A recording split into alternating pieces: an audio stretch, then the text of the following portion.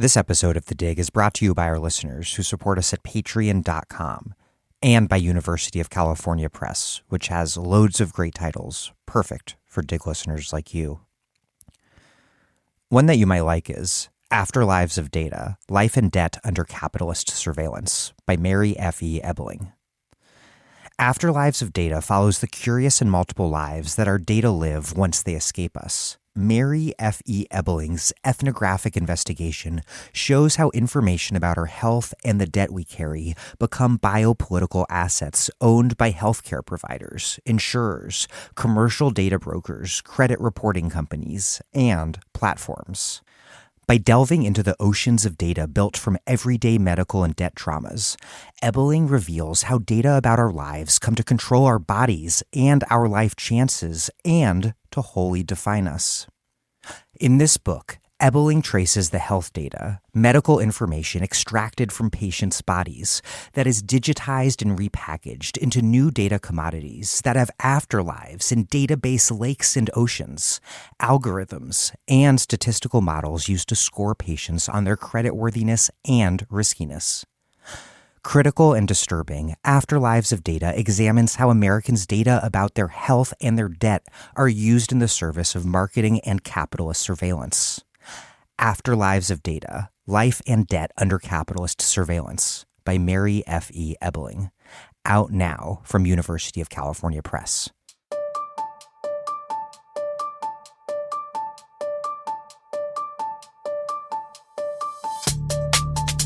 Welcome to The Dig, a podcast from Jacobin Magazine. My name is Daniel Denver, and I'm broadcasting from Providence, Rhode Island.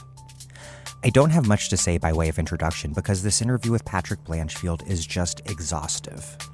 The long history and present of American gun violence, including in comparative settler-colonial perspective, followed by his analysis of an American death drive that increasingly seems to underpin it all. One of the best Dig episodes yet, I think. Before we get started, this podcast appears to you in mystified form as content. In reality, a lot of work goes into every episode, work that I and a bunch of other people do to make The Dig every week. And we have a lot more coming soon, including starting in a few months, a recurring narrative, commie This American Life type thing similar to the Antibody series we put out in 2020 called The Dig Presents. Each of those episodes will cost a lot of money to make, and it's totally worth it. We're really pleased to be able to provide so many talented audio producers with a place to do engaging and creative radical audio work that wouldn't be aired anywhere aside from here on The Dig. And if you like the fact that we put all these additional financial resources into making cool new programming, please support The Dig at patreon.com/thedig. A contribution of any size at all gets you a copy of our excellent weekly newsletter by email. A contribution of $10 or more a month gets you a book or books in the mail, a Dig tote bag, or a Dig mug. You can check out every edition of the newsletter for free at thedigradio.com. And I've posted a link in the show notes to the most recent newsletter, an analysis of the deep progressive roots of the New Democrats' conceptualization of the deserving poor, written by Maya Silber. It's really good. It's in the show notes. But for just, say, $5 a month, we will deliver that newsletter straight to your email inbox. So please do contribute if you can. That's patreon.com/thedig. If you already do support The Dig at Patreon and are not receiving the newsletter by email, please email us at digradiopod@gmail.com, digradiopod@gmail.com, and we will get that sorted. Okay, here's Patrick Blanchfield, a journalist, critic, and associate faculty member at the Brooklyn Institute for Social Research. His book, Gunpower, The Structure of American Violence, is forthcoming from Verso. And very briefly, Ben Mabee is now joining Thea Riofrancos as a Dig senior advisor. I first met Ben and came to greatly admire his intelligence when he edited my book, All American Nativism. And he has for a long time provided me with great ideas for this podcast. Recently, he has been helping me craft questions and think through complicated topics. He is really such a brilliant guy, and I'm very thankful to have him helping out.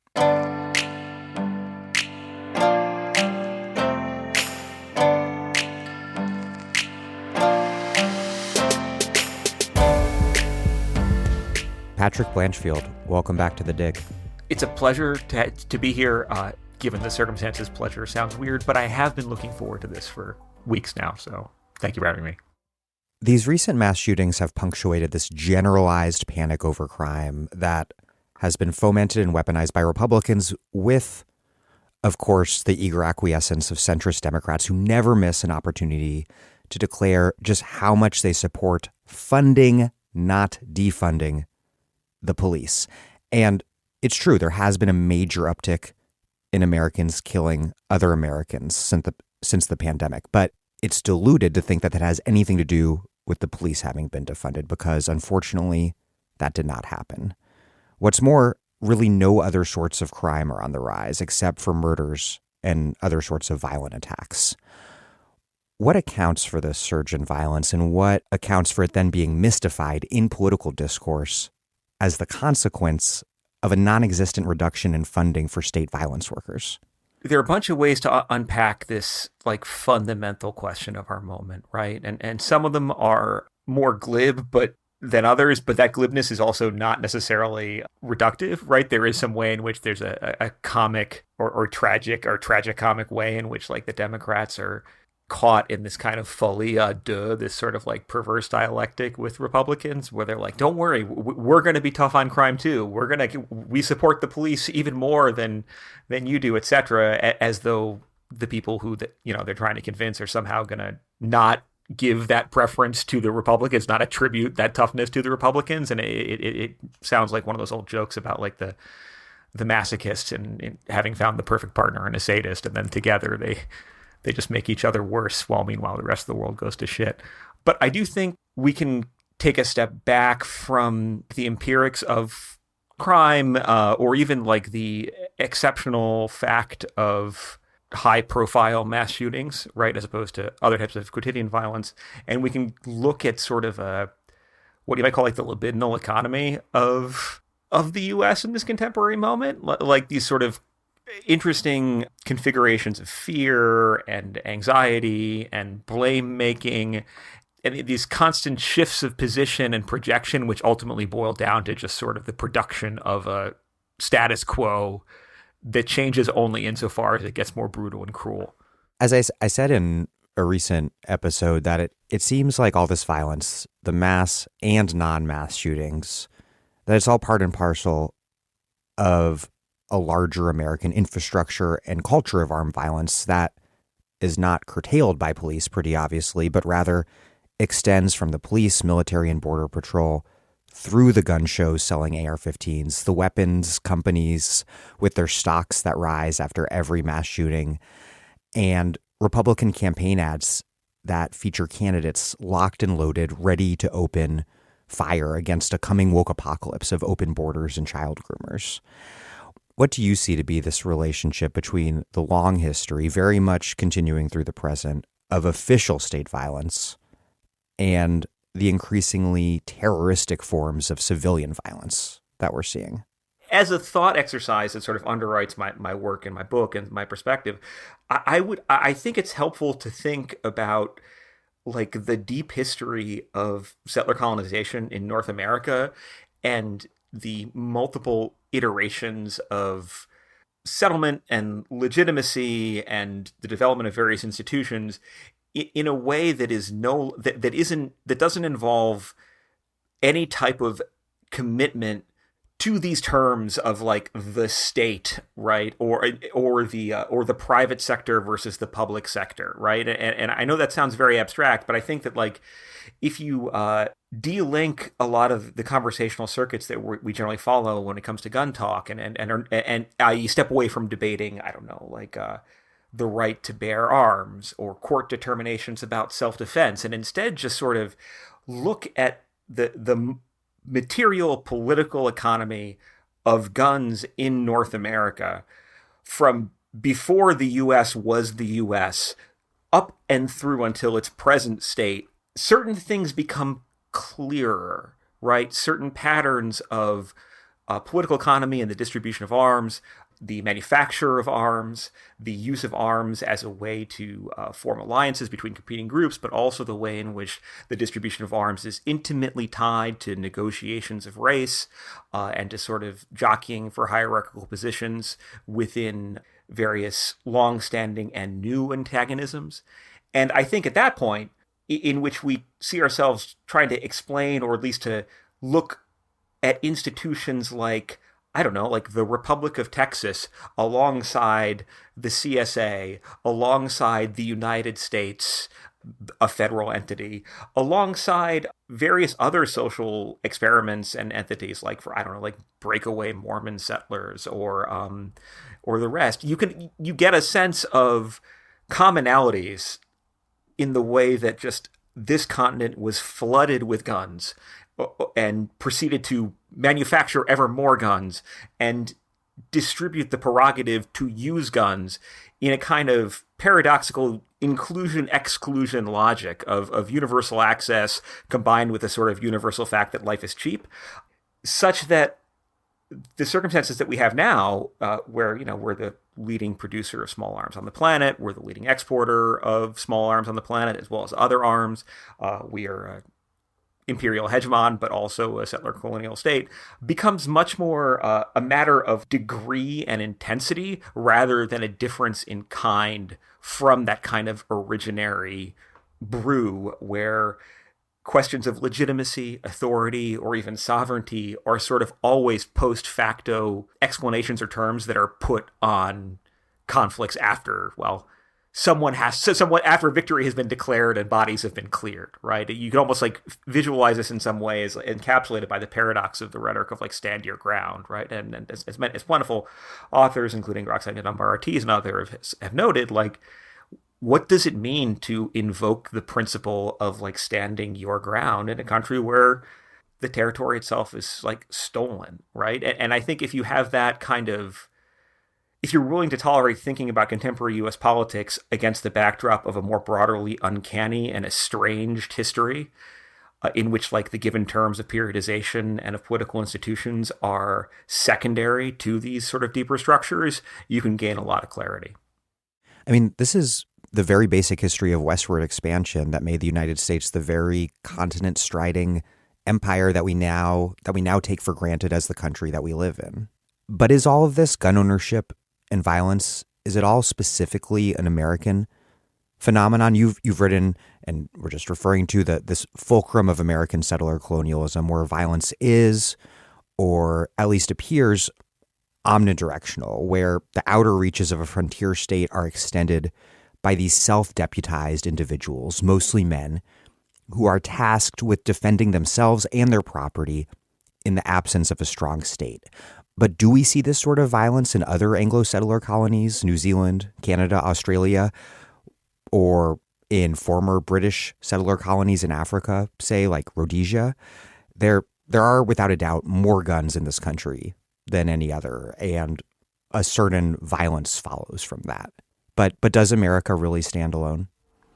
So I am truly grateful to you for asking that question and encouraging me and our listeners to think about things in a comparative term, because there is some way in which an easy discourse of U.S. exceptionalism obscures some striking commonalities, right? And this is one of these things that I find myself disambiguating very frequently with European journalists and European scholars when I talk to them, and who oftentimes want a single monocausal explanation for why the U.S. is the way it is, right? Like, is it about arms manufacturers in the 20th century? Is it about the frontier, by which they generally mean the Old West? Is it about the Civil War and slavery, et cetera? When in fact, it's all these things layered on top of one another. And I think once you can view the situation that we have in the present as a complex output of like cumulative developments stacked over time and competing with one another or producing certain types of synchronicity,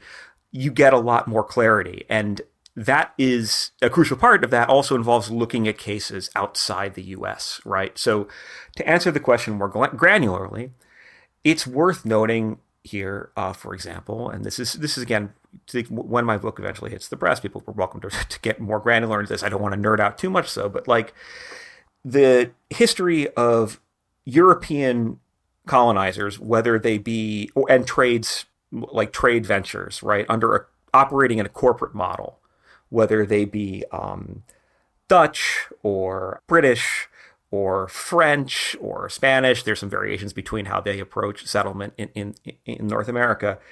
These are models that have different but still through-line relationships to the idea of individuals being able to bear arms or deploy weapons as a participation in enterprises that we could call corporate. Again, there are historical differences between the way, say, like the French approached the parts of North America that would later become French Canada, and the way in which, like, the Spanish and the Portuguese would divvy up colonial spaces as part of, like, a logic of royalty, etc. We don't need to get too far into that, but, like, just to put this out there from the get-go, it's striking that, for example, the first English precedent, or rather British precedent, for a right to bear arms in North America is not in the Constitution or its amendments, and is not even really in British law, but in the corporate guidelines of the Massachusetts Bay Company. Right? Puritan settlers have a right and even an obligation stipulated under corporate contract to be armed to protect themselves and to protect the broader enterprise of trade, developing territory, etc. Right? The right to bear arms in this sense is understood as a feature of a corporate enterprise. So let's just put that out there right for the beginning, for something that's decidedly under-acknowledged or under-thought. And in some ways, if you can find the text of this, it's eerily recommended of what later is inscribed in the Second Amendment.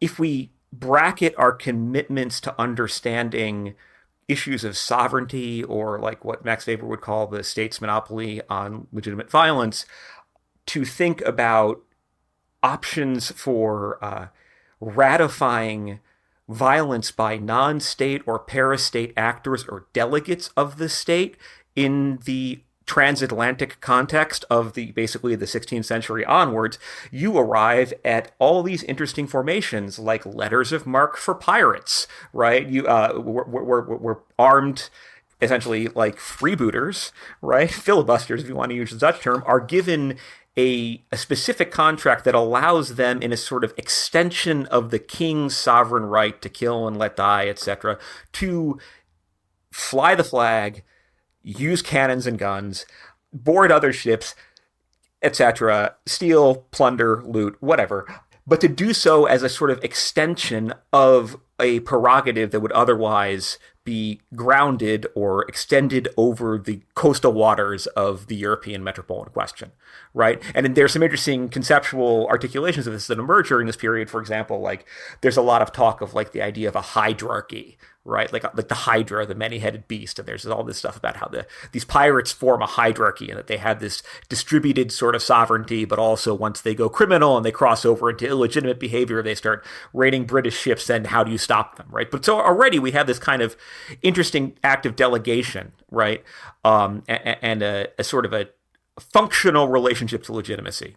Another thing I'd say, though, too, and this is an interesting thing, is to think about the arms trade in the 17th century as in a thoroughly transatlantic context, right? And this has a bunch of ramifications. The first is that in the context of what various historians will call like a revolution or a military revolution in the development of the fiscal military state in Europe, there's this kind of bootstrapping process by which state centralization coexists and is fueled by early industrial or proto-industrial centralization of the ability to manufacture arms and trade them, right? So as these militaries of nations centralize, so too do their arms industries.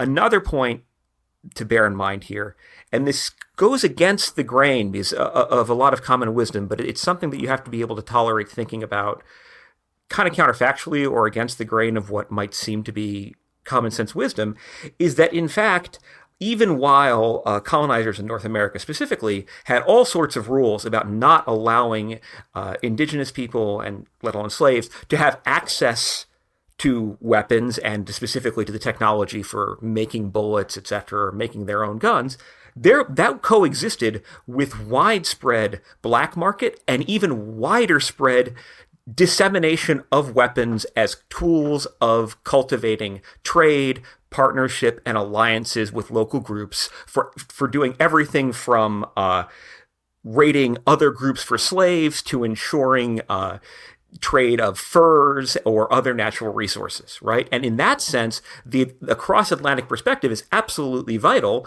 insofar as that from the 16th to 17th century and onward, a lot of the ways in which the British specifically flooded North America with guns for indigenous people to use, and the French did as well. There's incredibly well-traveled weapons which would travel across the continent as far as the far west, right, via indigenous trade networks. They also did much the same on the other side of Atlantic in Western Africa, right? That this idea of trading, of giving weapons to local partners, both as trade goods of value in their own right, but also as being tools to facilitate their doing slave raids further into the African colony. And this sort of divide and conquer model that's happening on one side of the Atlantic is also happening on the eastern seaboard. And in mutatis mutandis, there's also new and more interesting research too about foreign interference, or rather European trade of firearms into Indian Ocean states as well. All of which is basically to say that state formation, both on the European continent and on the settler colonial periphery, is intimately linked up with a wide circulation of arms and legitimacy beyond the traditional European boundaries of what constitutes sovereignty. A related basic question.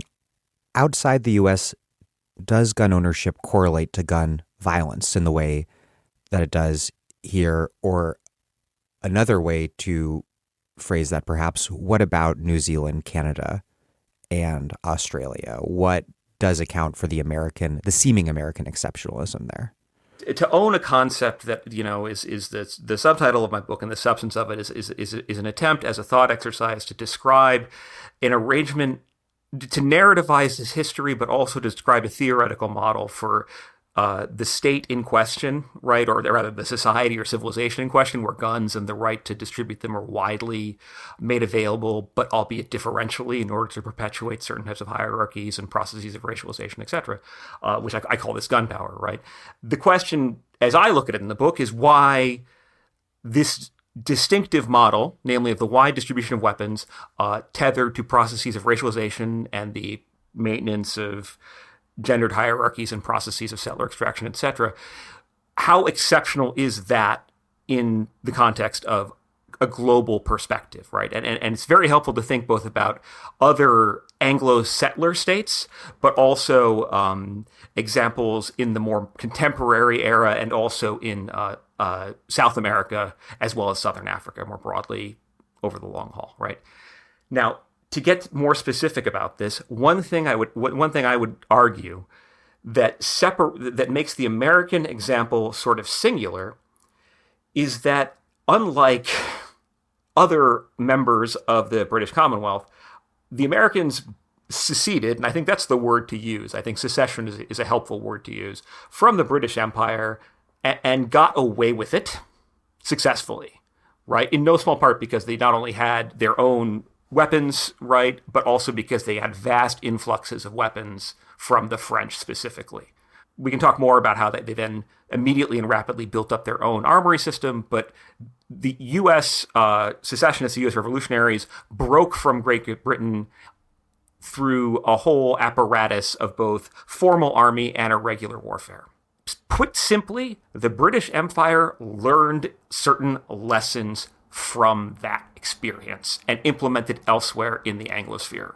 It's not a coincidence, for example, that after formalizing British surrender at Yorktown, Cornwallis, after a couple of years of shame, etc., winds up in India, where his task is preventing the the settler sort of elite class of Anglo-Indians from developing a power base that could potentially threaten British hegemony there.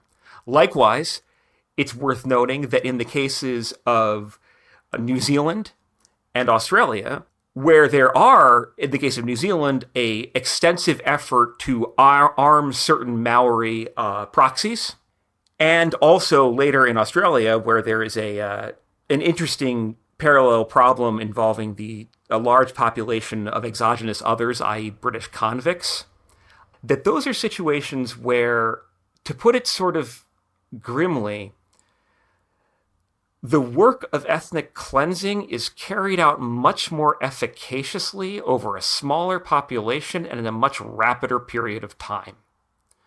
There's some differences between Australia and New Zealand that are worth talking about. In the one, the Maori are absolutely racialized as others.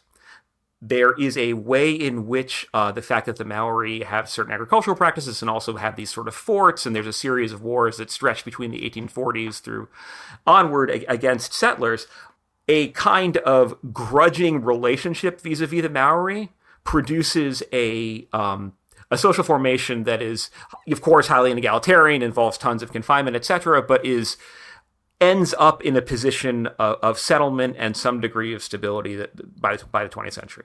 In Australia, however, you have a model of, much as in India, a model of colonial policing where there is a systematic but subsequently disavowed effort to eradicate Aboriginal peoples. And Aboriginal peoples there are racialized as barbarous and savage precisely because, for example, they don't have farms, they're highly mobile, right, etc. And over the course of the 19th century, what that basically leads is to parties of settlers, in a way that does resemble the American model, forming ad hoc posses, etc., alongside colonial police, namely Aborigines who are drawn from other parts of the continent, essentially waiting until nighttime to find campfires of Aborigines,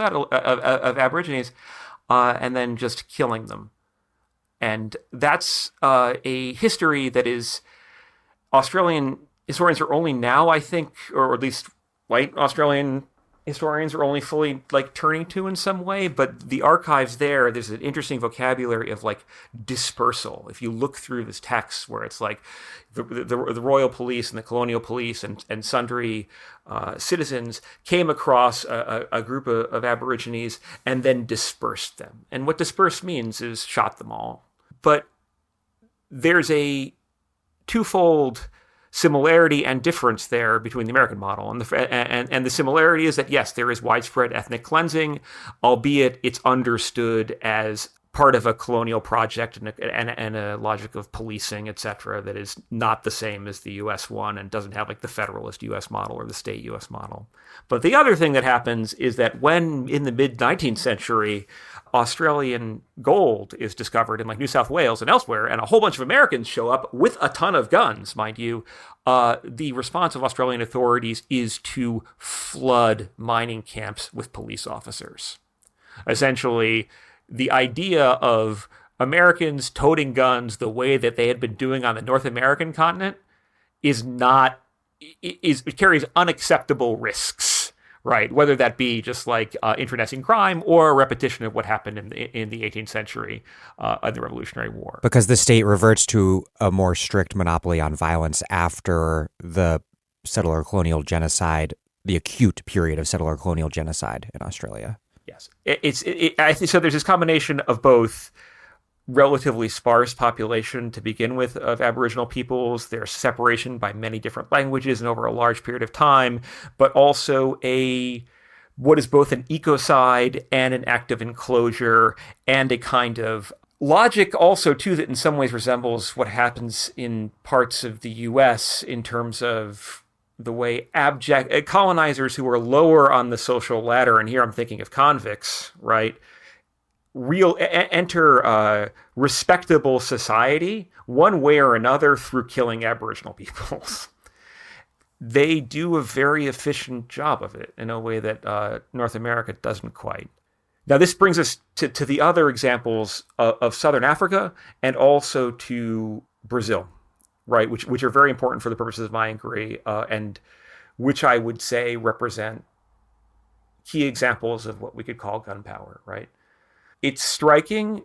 Well, first, let's talk Southern Africa, right? It's striking that the experience of Southern African colonization resembles a lot of the colonization of North America, right? It led first by Dutch, and then a series of French Calvinists, and sort of like the development of Southern Africa transitioning into a brief British holding because of complexities involving the war with Napoleon that we don't need to get into. But basically, you have a hardy group of settlers who are gripped by a austere Calvinist vision and want to pursue herding and farming and produce large families, and who also are in continual war and practice slavery of Khoikhoi and other indigenous African groups, right? At the point at which, and as the 19th century proceeds, it's very striking that and British control grows, and the value of the Southern African sort of coast as a spot for refueling and trade becomes more important. And then ultimately, too, once mineral resources are discovered, it's very striking that the resistance of this emergent ethnic group like Boers, farmers, which leads to their seceding from increasingly settled sort of like areas along the coast and moving inwards in these great treks and trying to perpetuate slavery under a different name, i.e. like the orphan trade, etc. Two things are really striking about the polities that they form. First, those polities are strongly Republican in like this classic Jeffersonian way. In fact, many of those Boer leaders will invoke Thomas Jefferson and this idea of like freeholding farmer, like herder, sort of like making the land productive. The second thing is to note is that they're able, what it runs on are not formal armies, but a militia-based structure, what the Boer call commando with the K. And these are essentially cadres of young men who are obligated, young men and old men, who are obligated to form at a moment's notice groups armed, providing their own ammunition, their own rifles and horses, and that work through a decentralized structure to defend homesteads and to do ethnic cleansing. And what's striking here, too, is that by the end of the 19th century, with the discovery of diamond and gold and other mineral resources, the Boers, like the Americans, mount a successful war against British occupation and then proceed to get entangled in further conflicts involving the Second Boer War, which doesn't go as well, but here again, the British learn from their mistakes, grant certain degrees of sovereignty to the Boers, and gradually put them on the glide path towards membership in the Commonwealth and then independence. The thing to note here, though, is that what that has produced in the contemporary moment, and this is a situation that was perpetuated through the apartheid era and also was sort of like hypertrophiedly visible in the case of Rhodesia, which is, again, another one of these corporate settler enterprises that is very much bound up in decentralized violence, but also like models of policing and deployment of violence against locals, is that those states, both Rhodesia and then definitely South Africa, even against international pressure and boycotts, etc., become really prolific manufacturers of arms, and small arms in particular. Right? South Africa in particular is, arms a great deal of the rest of Southern Africa for a long period of time. Just as the apartheid South African Defense Forces are the most powerful military in Southern Africa, if not all of Africa, for quite a long time. Precisely. And what this produces in the case of our contemporary situation, just fast forward to the present, is a state that I would say is a analogous contemporary in many respects to the U.S., albeit on the smaller scale, as what I would call a gunpower, right? With the stark realities of gun violence that impact everything from domestic violence to suicide to criminalized violence to racial violence, to racialized violence and intra-group violence among the poor, to gated communities, right, that protect the rich, to a enormous apparatus of private security and a sort of bleed through between military and police elements, etc. Right, that to me is a the most striking peer state that the U.S. has when we think about the political economy of guns. And one thing I really want to say here is that comparison is one that a lot of Americans refuse to even consider, and that a lot of British scholars and journalists, when they ask me, I found this repeatedly to be an issue, when they ask me questions about why the U.S. is so terrible, will only ever suggest as counterexamples New Zealand, Australia, and Canada. And if you mention either the phrase settler colonialism or the example of South Africa, generally those interviews don't end so well. And yet Brazil, I think, is increasingly a point of comparison for the United States. That's the other one, which is really striking, right? Because Brazil is...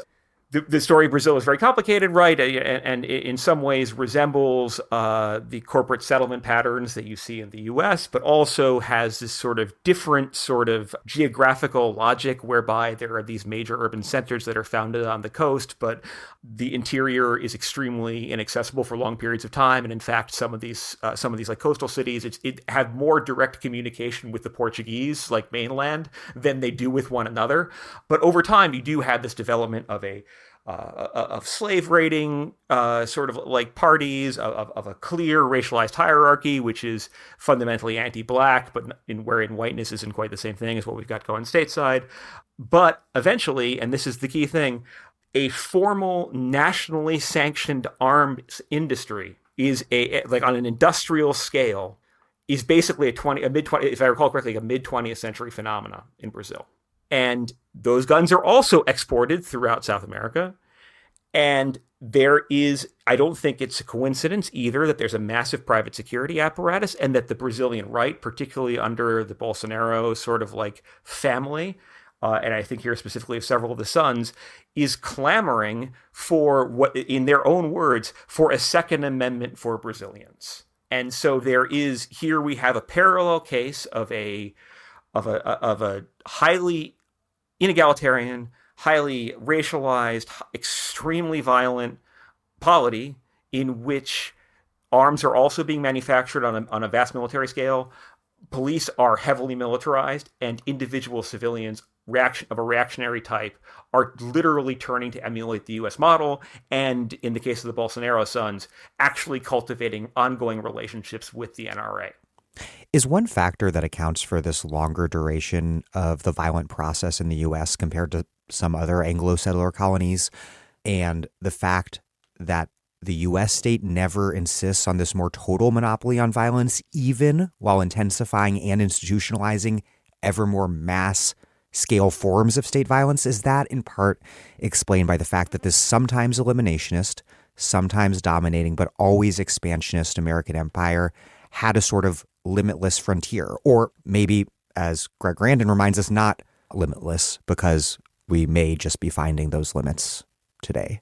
Yeah, we may be like hitting that point where the universe starts to contract and go back to our original Big Bang in some ways. But like, I do think that there is, in the case of the U.S. specifically, you can find various moments, and I track these in the book, and we can talk about them more historically, where basically shifts in labor organization and systems of production produce or generate very rapidly new configurations of armed legitimacy, right? To straddle the gap and to buy time for formal state capacity. Such that, for example, you have figures like entities like the Pinkertons, right, who essentially emerge to protect railroads or clamp down on industrial uprisings during the Second Industrial Revolution, and the Pinkertons, who simultaneously operate with the blessing of the federal government in a sort of para-Secret Service role or proto-Secret Service role, who cross borders and are delegated as rangers by like Texas for in order to track down bank robbers, etc. Or you have groups like citizens' councils, or like the White League, or any of a variety of other entities that basically arise to impose the Klan, racialized hierarchy. Yeah, the Klan is the other key example of this, right? Both the first Klan, right, which is a reaction, like a primary function of their reaction is to the the fact that nearly 250,000 African black troops are returned home with their own weapons, with their service weapons, what they're allowed to keep, and the priority of the white state or the white caste system is to disarm them. But that also, like, you have this fungibility, right? I think this a term that I've been stuck up on for 5 years now and have been using in lieu of sovereignty, but now unfortunately it has other more immediate kind of digital associations, is to think about American sort of violence and legitimacy not in terms of sovereignty but in terms of fungibility, right? As this thing that can be cashed in and cashed out, that's fundamentally liquid, that's a competitive commodity, much like whiteness itself. And that as the political economic system changes, the U.S. state is very, from the start, has been very welcoming to highly adaptive modes of distributed violence work. And that's a feature that is recurrent and can take all sorts of new forms, I think, going both forward and backwards. Well, I want to talk about some of those newer forms. Since the summer of 2020, Blue Lives Matter has become core to MAGA ideology. And I want to pause here and explain the intended symbolism of that now ubiquitous flag so that listeners understand just how creepy it is.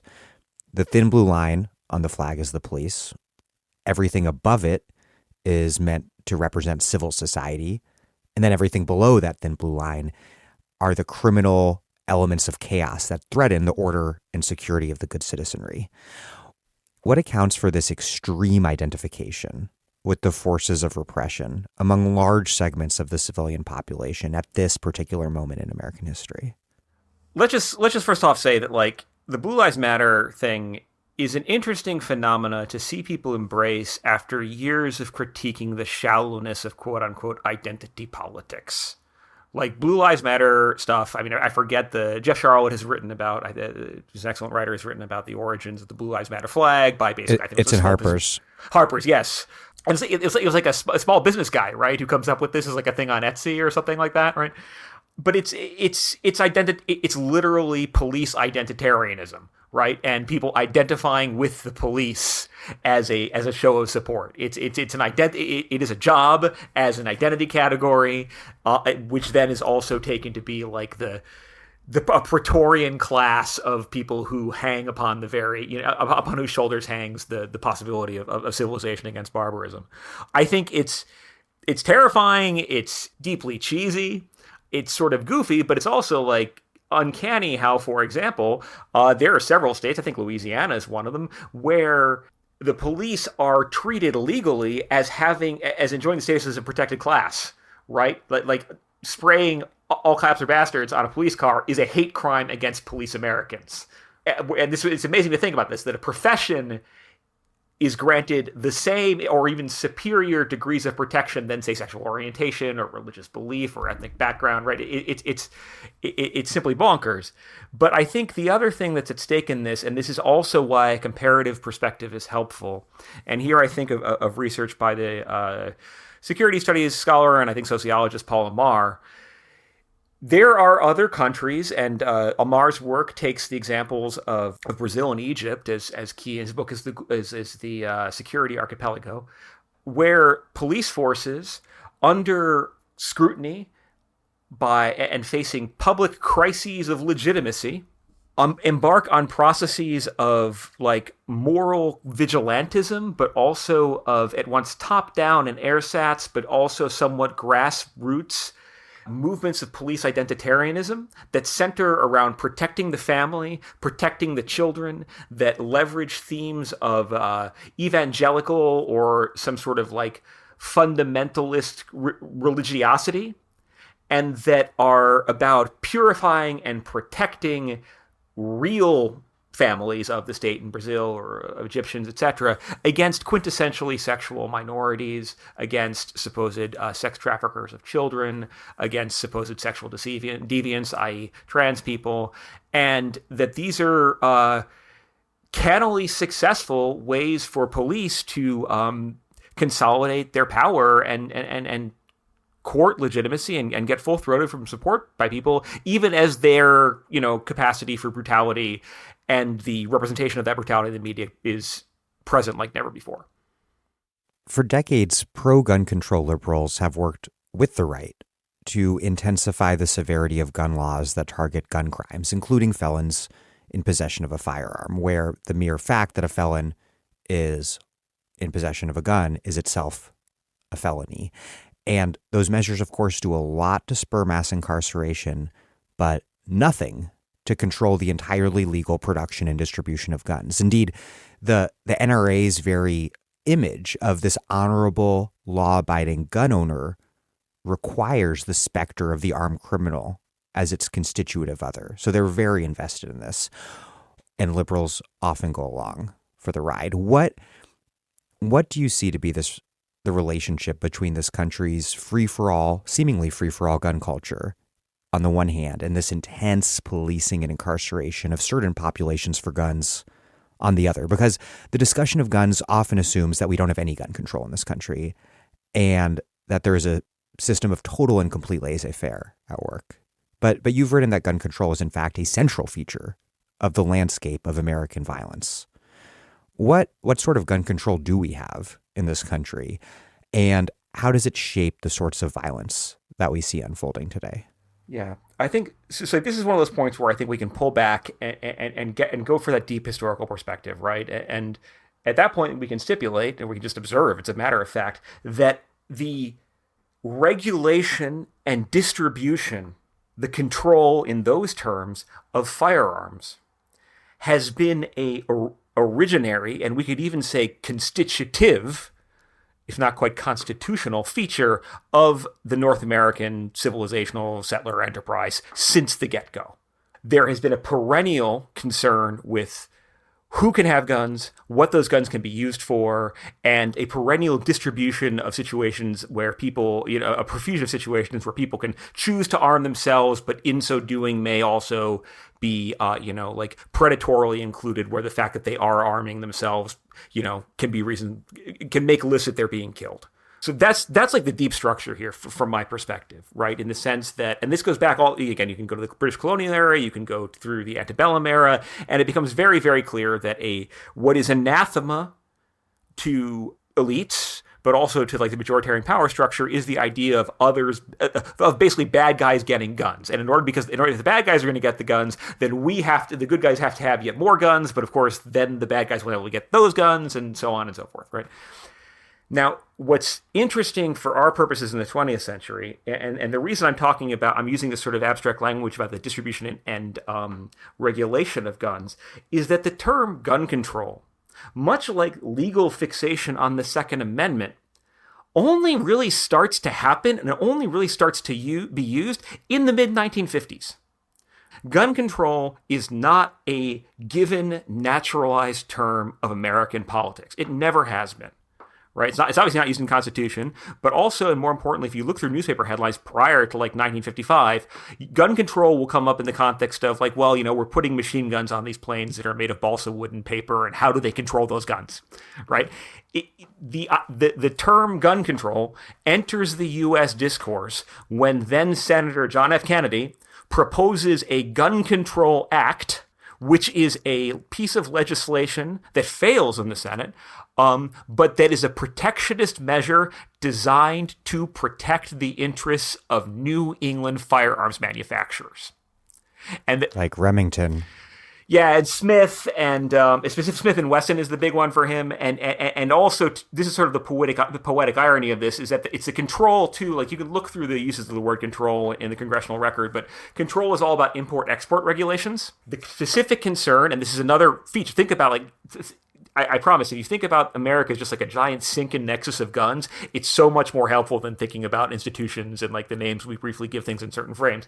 But like the guns that people want to control and that Kennedy wants to control are cheap imported World War II surplus, right? After every single American war, there is the problem of a tremendous amount of guns that are a surplus and that spread out through the population, whether that be the guns that black Union soldiers go back home with, or in the case of World War II, or hell, in the case of World War I, it's all these Tommy guns that were made but never got into the trenches because the idea came too late, and then that produces gun control acts in the 30s, or in the 1950s and onwards, these large stockpiles of Italian, German, and French-made firearms that can be bought very, very cheaply. And the Kennedy plan is to prevent import of those weapons so as to drive up sales of classic American guns. That's what gun control initially means. Now, it's, again, talk about brutal ironies of history. It is precisely by one such foreign-made, and specifically an Italian-made World War II rifle, that Kennedy is killed.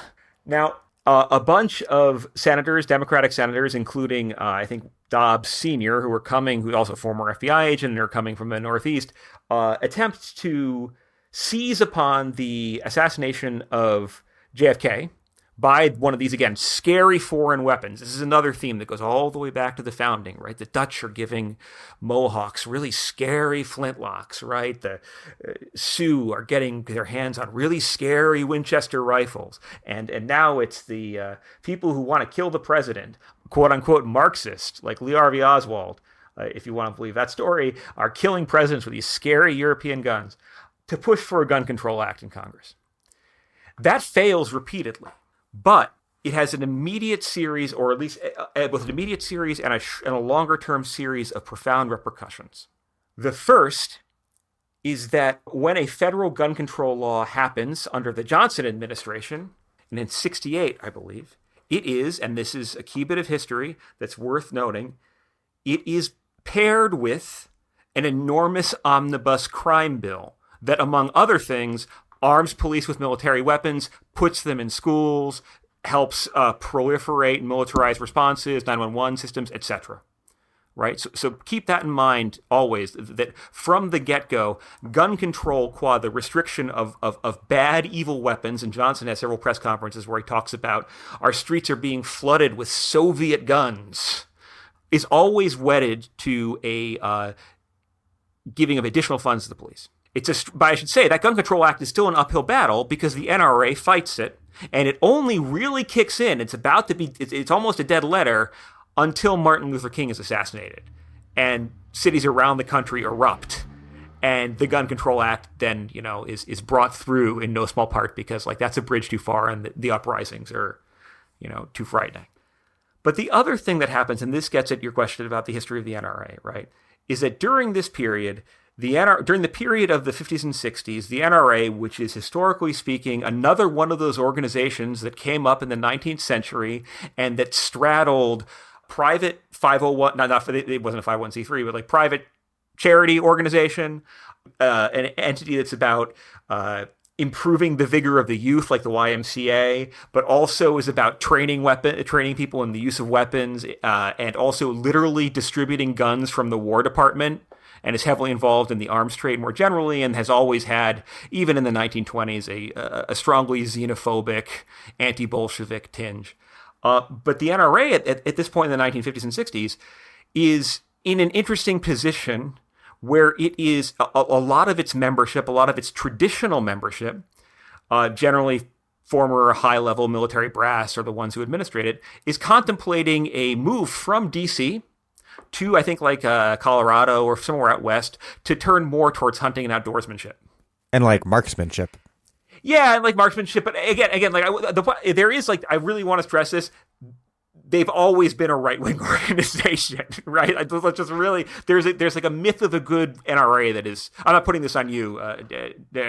No, but there's a story that they were kind of normal and then went insane, when in fact they were always right-wing. They just became just a totally other order of magnitude of right-wing extreme. Yeah, they became distinctly 60s and 70s culture war right-wing. But I will say too, if you look back at what members of the NRA, or even you read NRA magazines in the 1920s, people are already deeply concerned about filthy Southeastern European immigrants and their Bolshevik leanings, and the fact that people need to start stockpiling guns to fight off a Bolshevik takeover of the country. Right? That's all. It's hell. I mean, I should say too, if you just to get at the point about race for a second here, there are a lot of blue-blooded NRA members and naturalists, and I think James Audubon is one of these people in the 19th century, who want to ban who want to exclude Italian immigrants from having Second Amendment rights. Right? There's all this weird sort of racialization here. Well, a lot of the Teddy Roosevelt era conservationists were ardent eugenicists and nativists as well. Yes, and it's interesting too that it's like the Second Amendment should not apply to Italians because I think the line is because they are savage bird killers, right? So, anyways, in the '60s, the NRA is considering a kind of there's an old guard, new guard thing going on where the NRA is considering moving out west and abandoning a lot of the self-defense, etc. stuff, or at least downplaying that, even though it's always been part of its deal. And downplaying the lobbying aspect. Yes, precisely. And there is essentially a coup within the NRA, led by a figure, for those of you who've read Greg Grandin's work, will be kind of helpful, a former Border Patrol czar, and as a teen, killer of a young Mexican boy, Harlan Carter. But also figures including Byron Engel, who those of you may be familiar with the history of counterinsurgency policing, and Stuart Schrader's work on Badges Without Borders. He's a member of the NRA. Essentially, a whole bunch of also available in the Dig archives for interested listeners. Yep. Engel was a huge gun nut, wound up committing suicide with a gun, actually, but that's neither here nor there. But basically, he's a member of the NRA, and he helps bring Carter in, and all these essentially right-wing members of what you could call like a deep state in the sense that they are present in intelligence and counterinsurgency stuff, together engineer a takeover of the NRA and a hard push to a orientation towards self-defense, culture war, and a reprise of this frontier discourse of but now it's defending suburbia against uprisings of, savage, quote-unquote, Negroes who were storming Fort Apache, etc. Now, the thing here that's particularly striking and worth bearing in mind about this, though, is that a central organizing feature of the NRA during this transition, what allows the groups of reactionaries like Carter and Byron Engel to consolidate their appeal is reaction to the Gun Control Act. So in a very perverse way, but in a way that is absolutely legible, reaction to the gun control, this phrase gun control, which again means anodyne just import bans of guns, right, at the time, but of course it's control, and control is scary. Gun control becomes a thing around which a right-wing NRA reconsolidates itself in a kind of dialectic. And it's the opposition that the NRA represents to gun control that in turn gives a liberal, tough on crime, also kind of tethered to the intelligence and policing community, albeit in different ways, gun control movement, to define itself against the NRA. So this term, gun control, becomes a organizing principle for a fundamentally vicious self-perpetuating dialectic between right-wing reactionaries who are tethered to the arms industry and to a certain decentralized vision of violence alongside the certain red-blooded jingoistic patriotism versus administrative, technocratic, carceral liberals. But that's the term that makes them understand one another and that they can both fundraise off of. Are there forms of gun control or strategies to limit the supply of guns that do not rely on the state's own armed capacity or the state's own claim on a monopoly of legitimate violence? Because beyond bans that would be enforced by armed cops, which would not only provide a pretext for further policing, something that has already happened in American history, but would also lead to a lot of Ruby Ridge type situations. What other options are there? There's strategies, of course, like gun buyback programs, which, to be honest, seem pretty anemic to me. And then also, maybe more promisingly, the closure or sanction of gun manufacturers, which could be amazing, but seems politically impossible. But so do many things we want to do. So I'll bracket that. What should we be considering in terms of meaningful alternatives to the gun control status quo? I think that the phrase gun control is chronically fucked. I think that as an organizing frame is basically a way for a carceral liberal model to proceed and for a reactionary ghoulish model to again, folie à deux, dance of death, like that. There's a way in which, for example, I don't know, like a Biden administration calling for gun control or new assault weapons ban, which thankfully he hasn't done yet. But like every time like Joe Biden mentions the phrase gun control, like the NRA becomes more powerful, and a perverse legacy of a gun control push from a liberal establishment may act perverse. I mean, from our perspective, but maybe very self-fulfilling and even appreciated from theirs, might be that actually the NRA is resuscitated from its current position of financial abjection and corruption and otherwise, status as a right-wing grifter organization, right? But yeah, I think like gun control itself is pretty much fucked, both because fundamentally it's always been about protectionist measures for U.S. arms manufacturers. And it's also almost always been tethered to massive arming of police. And I would say, too, that even things like gun buyback programs, like, they work in some cases, but also, like, they don't work in others. And what the fuck are we supposed to make of the fact that, there are gun buyback programs in some municipalities, but also there are other municipalities where police departments are obliged by law to resell guns seized from crime scenes for profit. Right, so it's sort of like a Dutch boy problem here, and there are too many holes in this mess, and also don't even get me started too about like the difficulties of like these fantasies of kind of like gun, what I would call like these kind of like very masculine visions of gun power on the part of radical organizations, where it'll be like, well, we just declare a temporary autonomous zone, and I'm not knocking that as a venture, in the abstract, but it I don't think it's a coincidence that, doing that within the broader context of this messy state results in situations where the usual suspects wind up getting shot, right? I think that's the part of the tragedy of Chaz. But, like, on another level here, let's just assume then that I'm bracketing either traditional gun control stuff because I take it as being largely counterproductive, and I'm not in a position to gainsay independent, whether self-defense actions or community defense actions, because, again, I think the features of both of those is one thinks here of Fanon, that a lot of things that are revolutionary involve a acceptance of the death of the revolutionaries themselves, right? So again, that's not my ministry, and we'll bracket it. But I do think that there are tons of things that are not gun control that could be brought to bear on making gun violence less of a problem. Right. This is a very basic way to say it, and it sounds sort of simplistic, but like, if we were to play like triage, if we were to do things like Chicago's a great example of this, for example, right? Everyone likes to talk about Chicago in a kind of trollish way, as though like, well, sure, this massacre is bad, but how about gun violence in Chicago? And the answer is to say fuck you to those people and point to the fact that local activists were able to produce a trauma center in Chicago, right? Get that built. So like on a triage level, if you have trauma centers, if you have expanded medical care, people are less likely to die of gunshot wounds.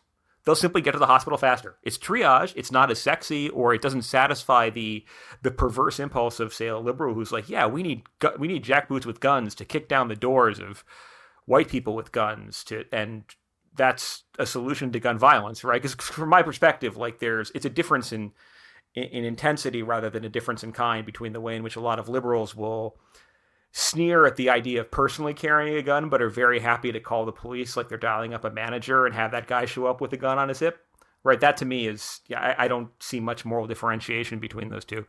But also other things like, and this sounds so basic, but I really do mean this, when it comes to certain types, when it comes to gun violence is the tip of the iceberg for other kinds of violence. It's uniquely lethal, to be sure, and the consequences of gun wounding is also horrible, but it tracks to other types of immiseration, desperation, and lack of opportunities. There's been done many, many times. If you interview, say, like, you have to disaggregate gun violence into different subcategories, I think, as a matter of beginning, right? But like, if you, I don't know, say, interview youth carry illegally in various urban centers around the country, and you ask them why they're doing it and what would bring them to stop it, the answer is generally from them that they would like to not have to walk through open air drug markets, and they would not have to feel like they have to join a set and get involved in retaliatory violence or otherwise be killed. And so the answer there is not, again, if we want to not double down on policing, it's, I don't know, probably some kind of drug legalization, right? Or another one might be like, you ask people like, well, why are you carrying a gun? Is he working this underground economy? And the answer is, well, because I can't get a job with dignity that pays enough to live. So these are very basic. Or another thing to think about here too is if we consider gun suicide as a kind of gun violence, and I absolutely think it is. If you look at the demographics of who commits gun suicide and when, the overwhelming majority of that is white men, white middle-aged men, and the numbers on this are crazy. Like Americans are something like, depending on you, I've come across some figures via UN data where it's like white middle-aged American men are something like 75 to 80% of gun suicides on the planet, if you count it in certain ways, which is really saying something.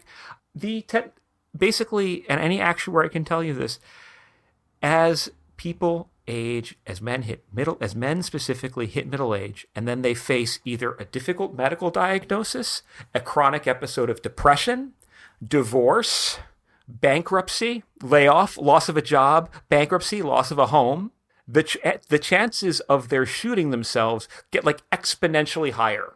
Now, please hear me. I'm not saying like we need to protect marriage or some bullshit like that. I mean, divorces happen for a reason, and sometimes they're very, very good reasons, and who the fuck are we to judge? But like on another level, you got to wonder if life were left miserable, if someone's losing a job wasn't all that stood between them and being homeless, if a medical diagnosis wasn't a ticket to bankruptcy, if you didn't have to contemplate losing a farm that's been in your family for generations because it's going to be bought up by some horrible agribusiness, then probably you wouldn't be as likely to kill yourself, right? Which is all to basically say that like people generally don't commit murder and self-harm out of like exuberance and joy and a plenitude of options.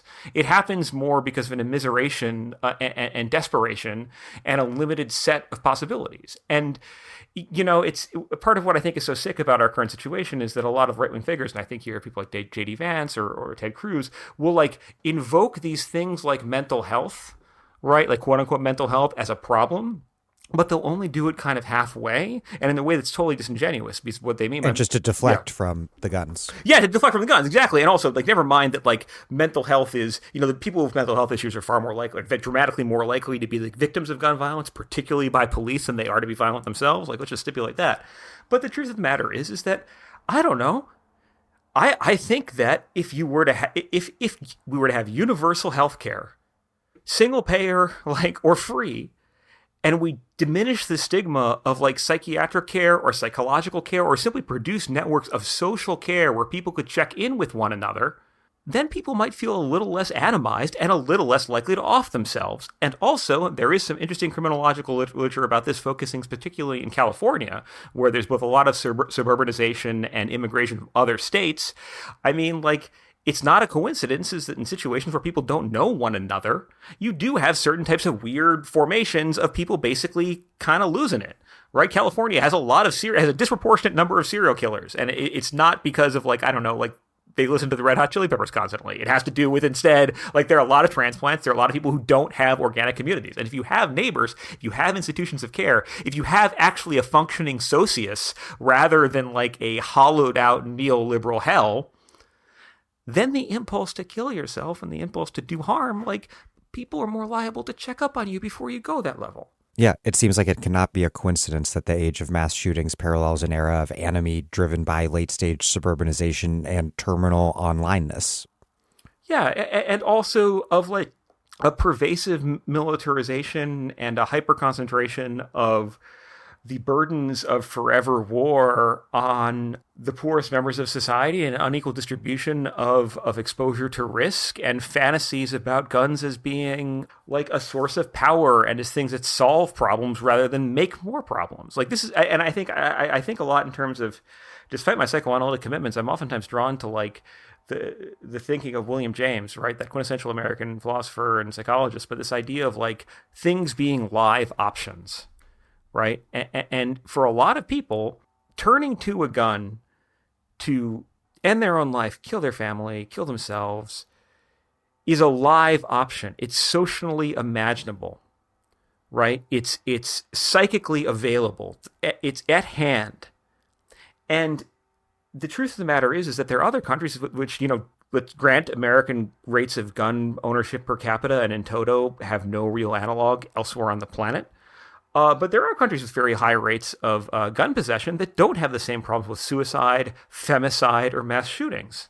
And those also happen to be ones with less social inequality, better healthcare systems, and more social connection in general, right? So I think that the task is, if gun control talk is a trap and produces in its own perverse way more types of gun violence, because I do think, I don't know, like mass incarceration is gun violence.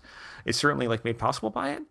Then maybe like making people less miserable and desperate, just making life feel less cheap, could go a long way towards fixing this problem. I agree with everything that you said there, but aren't the guns themselves still a big part of the problem? Don't guns kill people alongside people killing people? So what about, even if it's not remotely imaginable right now, even if the political path to get there, like so many of the things we want, is pretty unclear, what about targeting the gun industry's production of guns? Yeah, let me be very clear. We can disambiguate between the demand side elements, which both has that element of like maybe making people less likely to use guns, making it less socially imaginable, and also the, focusing on the demand side in terms of more police stopping more, doing more stops and frisks and doing more Ruby Ridges, which I think is unacceptable to deal with guns, but instead to focus on supply. And it's here that I think there is something there, but I want to point to how this is a space where decades of strenuous commitment to the false horizon of gun control and a exceptionalist commitment to like thinking of the U.S. as a isolated domestic space in opposition to its foreign connections has made things really, really difficult. And here's what I specifically mean, right? Every time you hear one of these Democratic politicians talk about how absolutely horrible it is that kids in our schools and on quote unquote our streets were killed by weapons of war, you have to wonder, well, why is it that so many of these weapons are like, why are those weapons of war made here to begin with? The flip side of that statement is that it's okay if it's on someone else's street. In fact, we've had figures like Pete Buttigieg and all these other liberals be like, well, it's so great that I could, I carried this gun in Iraq and Afghanistan. That's why people shouldn't have it here. Like, the answer there is not to appeal to this elsewhere where those guns belong, but to rather be like cohesively, if we're committed to diminishing gun violence at home, that also means like diminishing our apparent lust for committing gun violence abroad directly and also perpetuating it. And what's very striking in this point, and I will tell you, this is even more depressing than thinking about the violence of guns, because small arms are the largest generator of fatalities worldwide, right? Because they're very durable, they're very cheap, they're very easy to use, they last a long time. But small arms are incredibly cheap, incredibly inexpensive. They are only a tiny part of a frankly gargantuan military-industrial arms lobbying apparatus. And it is frankly terrifying and bizarre at once that talking about defunding, nationalizing, or eliminating the U.S. arms industry in toto, from F-35s to MRAPs to landmines to M4s, is just not something that people talk about in the mainstream. Yeah, because I think that the problem, and I think the real sense of futility here that people feel, it's always it's typically expressed in the form of the power of the NRA, and that's something. But something deeper, I think, is that Americans know that the country is armed to the hilt, from the military down through the police to the home, and that a generalized disarmament of this country is very hard to imagine, because you can't imagine the people disarming as long as the police are armed. You can't imagine the police disarming as long as the people are so armed. It's an arms race in mutually assured destruction logic, right? And it is in micro what a lot of this other stuff is in macro. And look, I think there is some way in which like and in my work, and I think you don't have to be a psychoanalyst to see this, but you can read that mantra of like, from my cold dead hands, is basically a suicide vow. Right? Like that's not like a defiant till the end. That's like, I'm going to kill myself. Like I would rather have this gun and cling to this power than let an alternative world happen. And I think that's true also on the macro level. Like there are a lot of people who seem to think that like better like the end of the world than a diminution of American hegemony.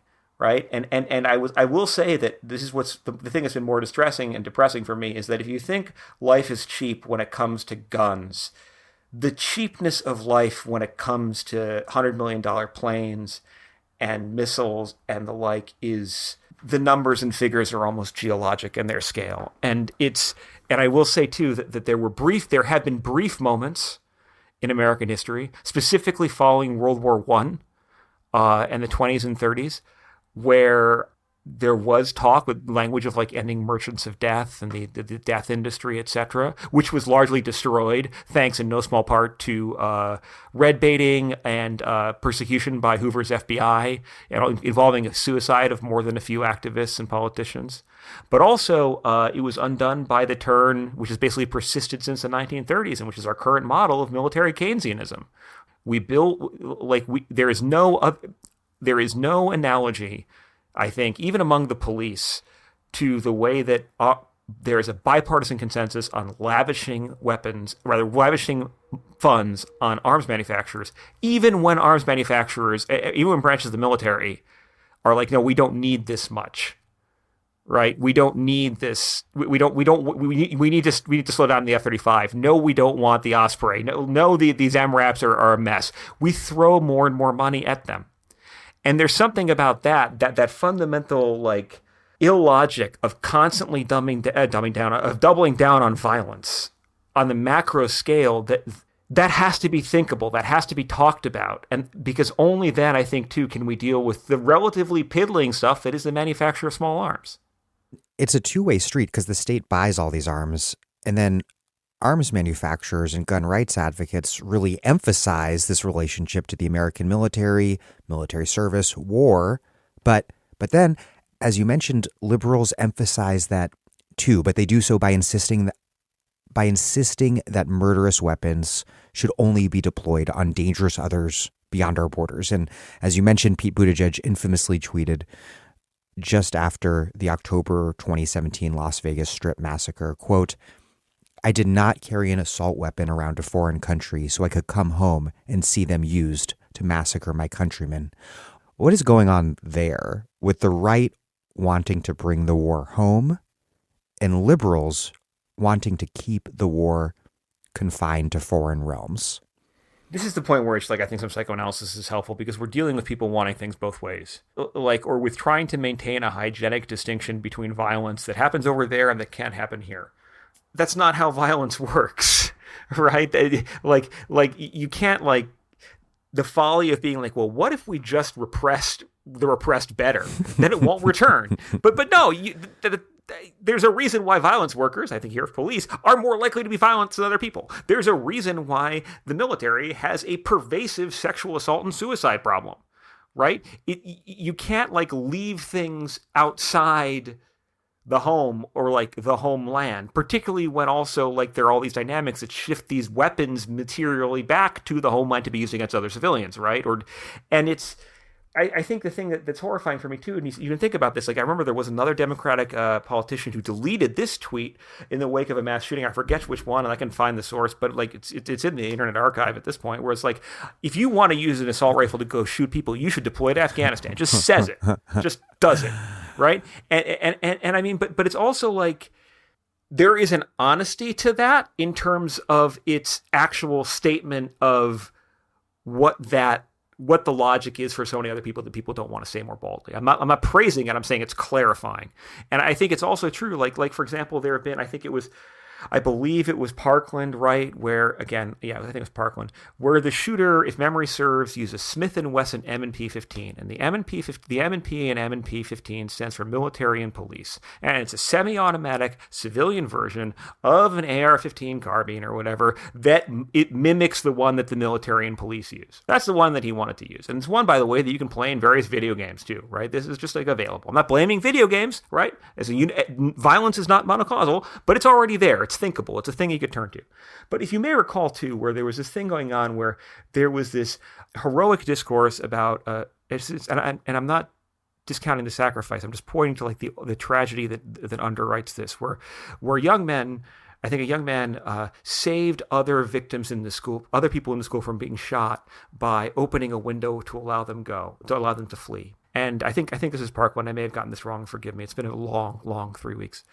But there were all these media reports about how this young man was in ROTC, right? He was in the Reserve Officer Training Corps. He was he embodied the selfless sacrifice of the U.S. military, etc. This kind of patriotic logic. And I'm not belittling his. Again, I can't belittle that boy's death. But it was also the case that the shooter himself, I think, tried to join ROTC and may even have been in and kicked out. Right? And note, this is a case where we want to have things two ways. We want to be like, well, our militarization is good. Carrying guns elsewhere is good. When people do that here, that's an entirely different, unrelated thing, and that's bad. And I think that's splitting. That's schizoid. That's not a coherent way to think about the world. But people seem to want to have their cake and eat it too. And the right then is reconciling that contradiction by just bringing the war home. Yeah, and they get to, and they I mean, the right is freer in some ways because they fully embraced like the postmodern slippage of the signifier, right? They can say whatever the fuck they want, and it doesn't have to be coherent. It doesn't have to be like it just has to be half a thought and tap a certain sadness or a certain desperation, and then you can serve up scapegoats, right? Whereas Democrats, like, I mean, I don't think it's a coincidence that like literally the Uvalde situation, and I want to be careful about what I say about this too, but like, I don't think it's a coincidence that even as not very political people, but also people of liberal persuasions, people of right-wing persuasions, if people of all sorts of just basic commonsensical orientations were responding to a scene in which the Uvalde police were beating and tasing parents as their children were being murdered, the Biden administration immediately, knee-jerk, issues a hagiographic statement about how much it appreciates the sacrifice and service of America's law enforcement. As a knee-jerk thing. Even the mainstream media is kind of shocked by the images that are beginning to emerge in the stories. Yes. And I will say, too, I want to, we may never know what happens there. Perhaps we should have some faith in the DOJ, investigation. But also, let's be real about this. The way that story of the police, all the quote-unquote failures, which I would actually say is police just doing their job, but, their consistent kettle logic of misdirections and lies and these weird things in which police will say things like, well, earlier reports were incorrect, though of course they were the source of those reports, right? It's all about disavowal and not taking responsibility.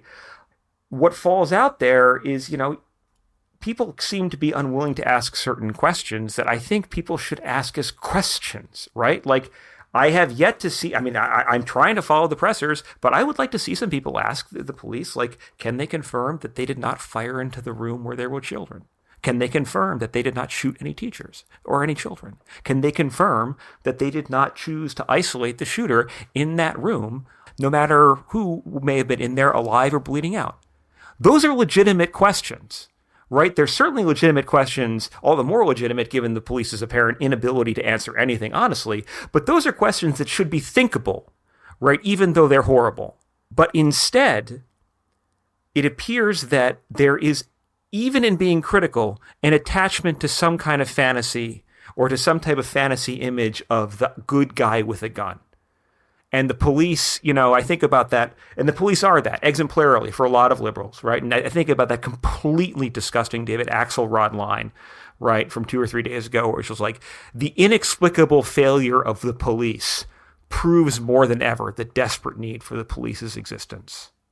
Which is just, it's political theology, but it's like lobotomized. I don't even, that is perverse beyond perversion. I do want to, you touched on this a moment ago. I do want to talk a little about video games and whether we should indeed blame them a little, or maybe blame is not the right frame. But there seems to be a point of intersection between, one, video games, perhaps particularly Call of Duty, played by the Uvalde shooter and others, two, arms manufacturers, and three, the military. In the video game Call of Duty, characters, as far as I understand, are troops firing real-life brand guns. And then gun manufacturers use Call of Duty and military imagery in their advertising. I read an article, I think from a couple years back in The Atlantic, that read, quote, "Fans of the most popular first-person shooter games, Fortnite, Apex Legends, Call of Duty, PlayerUnknown's Battlegrounds, have created dozens of guns in real life videos dedicated to explaining all the similarities between real guns and their virtual counterparts, their weight, their rate of fire, the physical stamina needed to carry and fire them in real life, and their efficacy in each corresponding game. Brownells, a real-world gun and gun accessory manufacturer, has done the same. And indeed, until these companies were freed from copyright restrictions by a 2011 Supreme Court ruling, video game companies actually signed licensing agreements with firearms companies. There's, of course, a long history of people I hold in serious disrepute, blaming video games for violence and many other things. But is there indeed something going on here? So, like, this is the point at which I think we need to talk about overdetermination, right? Or like this idea that events can have multiple causes, right, and active and reflect multiple precipitating realities and produce multiple results, but in ways that are not monocausal and in ways that are not predictive. Right, because I want to be very, very clear about this: that those people who are attempting to attribute violence to entertainment products are generally also very quick to then argue for profiling mechanisms by which we can determine that so-and-so did this and so-and-so did that, et cetera. Like much in the same way as, like, you know, like in the 1990s, you'd have people be like, well, the kids who wear clothing featuring like Tupac on it are more likely to be violent, et cetera. In other words, it's the dream of prediction, whether crude or algorithmic, is nonsense because, well, violence is multifactorial, and if these things did generate violence ipso facto in their own right, we'd have a lot more of it. And I think it's also worth saying here, too, that there are plenty of examples of countries where, you know, Japan comes to mind here, where there's a tremendous, where the threshold of what passes for violence in video games is mind-boggling by American standards, and that they don't have the type of violence we do. So let's stipulate that. And I think it's also important to stipulate that there's a series of deflections of responsibility on much, which are always sort of in bad faith, much in the same way as, like, you know, the NRA will blame liberal Hollywood for fetishizing guns, but also if you go to the NRA museum in Virginia, they have an entire hall of guns featured in famous movies, right? Like, again, it's wanting to have things both ways at once, which is a really, I think it's a pretty ubiquitous problem under capitalism, but Americans are really, really good at being gonzo about it. But it's worth saying a bunch of things right about this, and I'll go to the fact that, like, I play a ton of violent video games. In fact, I have actually some very good friends who I've met, like veterans and stuff, who are leftists and anarcho-socialists, right? Who I play games with, and I think it's also worth saying too that that's a way a lot of people work through trauma, and it's a lot of way that people build certain communities, and it's also worth saying too that the video game industry is not. It's not just the things where there are guns running around, but a lot of even like the physics architecture for video games more broadly are subsidized by the U.S. military or done via like labs in California, which are university based, but take money from the U.S. military to do things to generate like physics engines and all this shit. It's like the military is in all this digital stuff all over. Let's just stipulate all that stuff, right?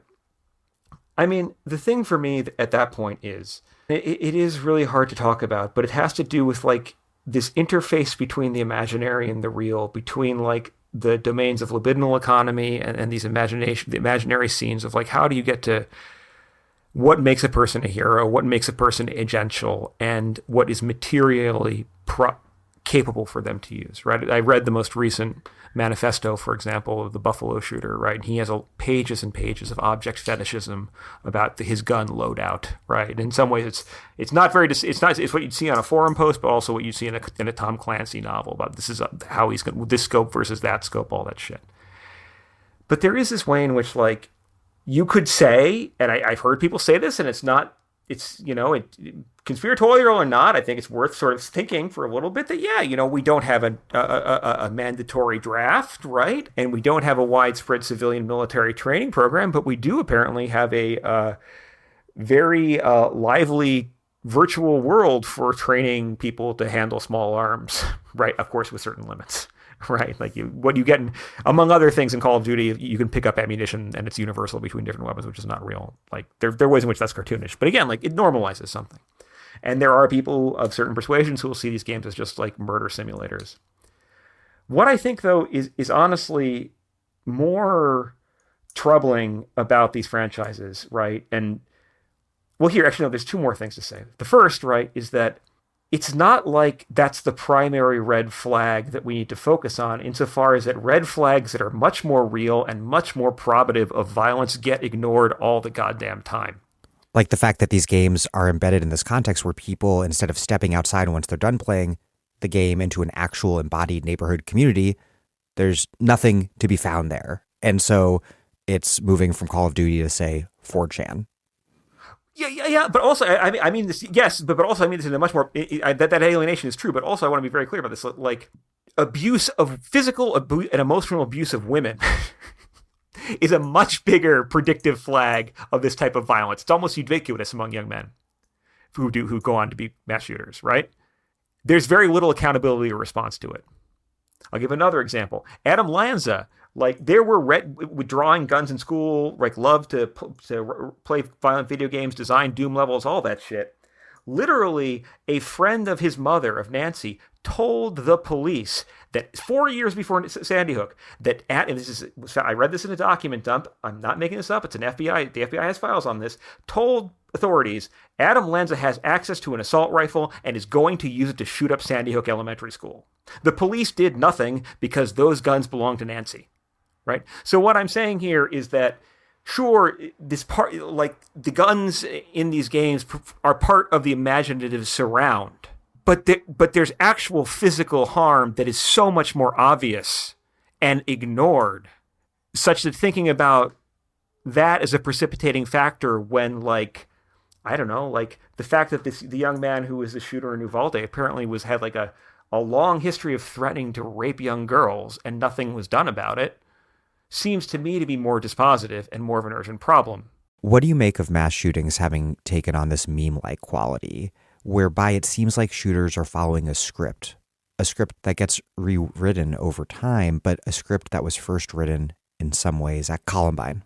Here's a way to think about it. And I was talking about this with a student and a veteran friend as well. It was very, very striking how, in the early era of the War on Terror, you would come across these explanations for suicide bombing as a pathological act of nihilism. You may recall a lot of this stuff that was peddled, right? And oftentimes it would be explained in terms of these kind of half-baked reading of hadith, where it was like, under Islam, and I'm parroting this, I'm not advocating this, like there is the Dharma al-Haraj or whatever, like there's the world of peace of Islam, like the Ummah, and then there's the world of war, and these two worlds are forever as like in opposition to one another, and like the Ghazi is the holy warrior, is the one who crosses that boundary and wages war. And I'm like, honestly, like I think my understanding from my friends who are Arabists and scholars of Islam is that that's first off bullshit, but second of all is a pretty canny projection of, like this fascist war on terror and the thin blue line stuff, right? That was right there, right? But on the topic of suicide bombing as a specifically nihilist activity, there was like this statement that, well, these are people who have no purpose other than to sow chaos. They have no purpose other than to destroy themselves. It's an act driven by hate. And hate is a concept, of course, that can liquefy all sorts of politics or complex material forces. And it, having done, again, probably more reading than I should have, or than I should for my well-being, about like the ethnographies of suicide bombers or psychological profiles, etc., one would learn, though one didn't hear this in the first years of the War on Terror, that actually there are plentiful social motivations. Now, I'm not endorsing any of this activity, but there are things like payouts to families, right? Social safety nets for survivors of families where someone becomes a suicide bomber, or even a lot of social pressure in some cases, particularly in the case of Palestine, where people, this has been documented by IDF anthropologists, but be that as it may, like where there's the turn to committing a suicide bombing can be a way of like expiating family guilt or perceived family stigma. Like, for example, let's say you have an uncle or something who has been accused of collaborating with the IDF, right? Or you're an unmarriable young man or a widow, and you have to, thus it becomes a situation where, in other words, even in this act of horrific violence and political desperation, and I'm not talking normally, just describing it here, there is a logic of a tie to the socius. Right? There are material and ideological factors that appear to sanction that and make it thinkable and make it a thing, right? Like you pose for the martyrdom photographs, like, etc. One thing that I have noticed as being, yet we call this nihilistic as though it had no meaning and no social component whatsoever. One thing I have noticed about about mass shooters of this young man type here, whether they be of the white supremacist bent or the incel bent or the type who we never know what they were thinking because they blow their own heads off, is that the communities that they seek to impress, even as they kind of do meme and worship them, are also incredibly contemptuous assholes about them. I know this sounds vague, but like within the minutes after Uvalde, you could read on 4chan, or rather read on the Discord chats that were made available, people who had egged him onto this or who knew of his plans, calling him a loser because he did not target other people. Or in the case of Buffalo, people like, why didn't he attack an abortion clinic instead? In other words, there's like a pervasive type of negativity that feels profoundly nihilistic in a way that is, there's no social insurance mechanism.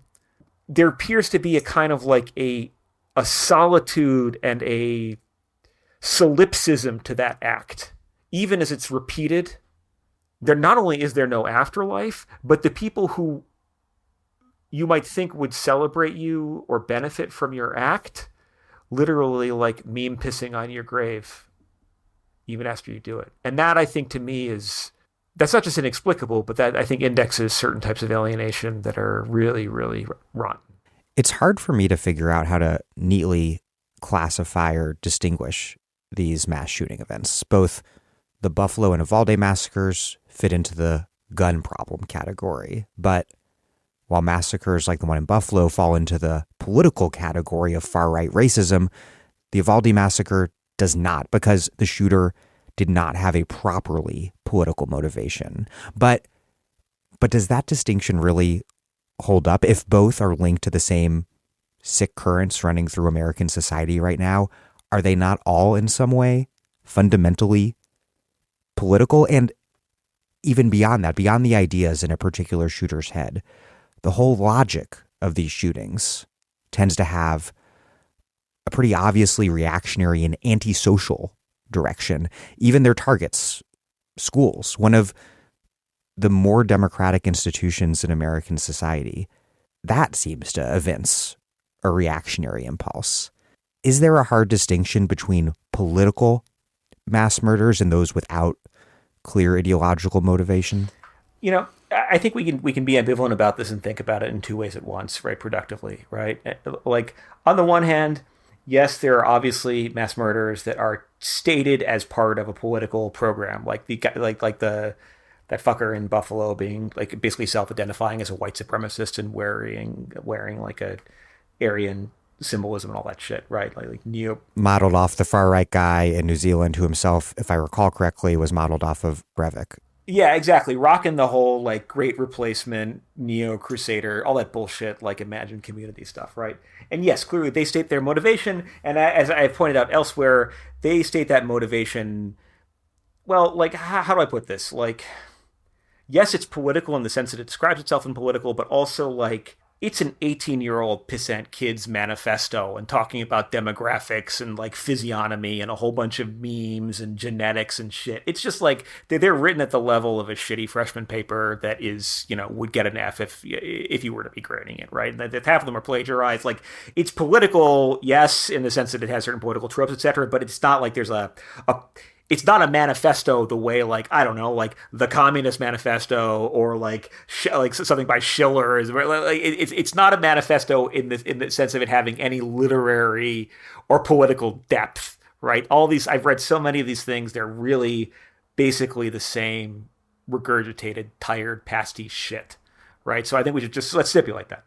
At the same time, though, it's hard to imagine anything more political than going into a public space and declaring, like, I'm going to kill people of a particular sort, watch me do it, right? So that's obviously political, and it's part of a broader political gestalt that includes more polite people with blood on their hands that are removed, advocating political programs that are normalized and treated as very acceptable in American society. And I think here about the El Paso shooting and how in 2019, just a couple months before it, none other than David Frum had an Atlantic cover article that ran the question with, how much immigration is too much? And the subheading was, if liberals don't enforce the border, don't enforce immigration fascists will. Essentially, it was a more sophisticated great replacement, hard borders theory. And again, not drawing a monocausal line to that asshole who shot up the Walmart in El Paso, but like to the extent to which these are fetid reflections of stuff that's happening in more mainstream spaces, it's certainly political in that way.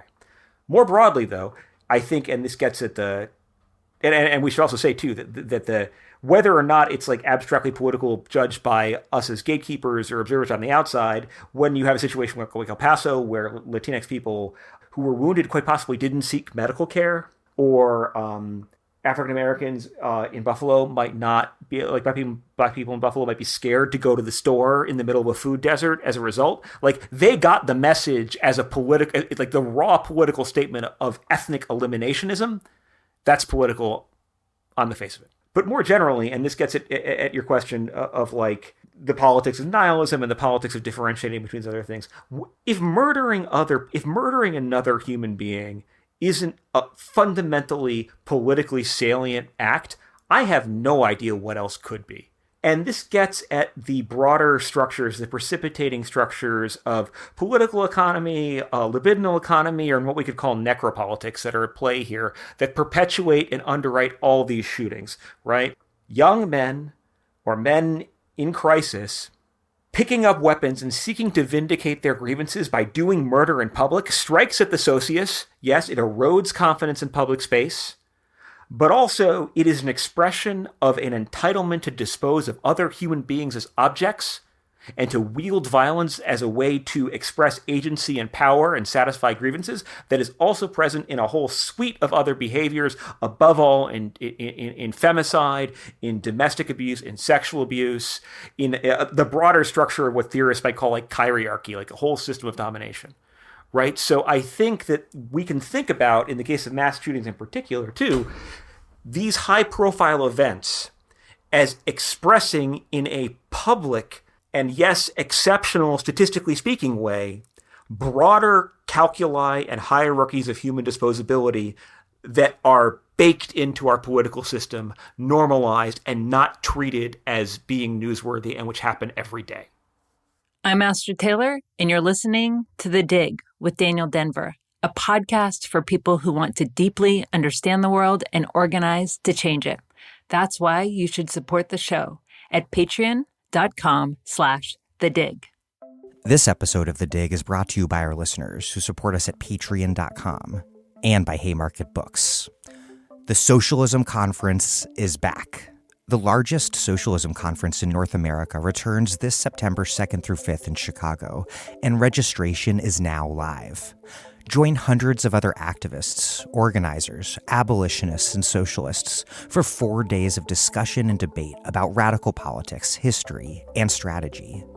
Participate in panels, lectures, and workshops on class struggle unionism, police and prison abolition, black feminism, reproductive justice, working class internationalism, capitalist crisis, tenant organizing, Palestinian liberation, and more. Speakers at Socialism 2022 will include Ruth Wilson Gilmore, Robin D.G. Kelly, David Harvey, Harsha Aliyah, Derica Purnell, Femi Taiwo, Kim Kelly, Muhammad El-Kurd, Anand Gopal, Sophie Lewis, and many more.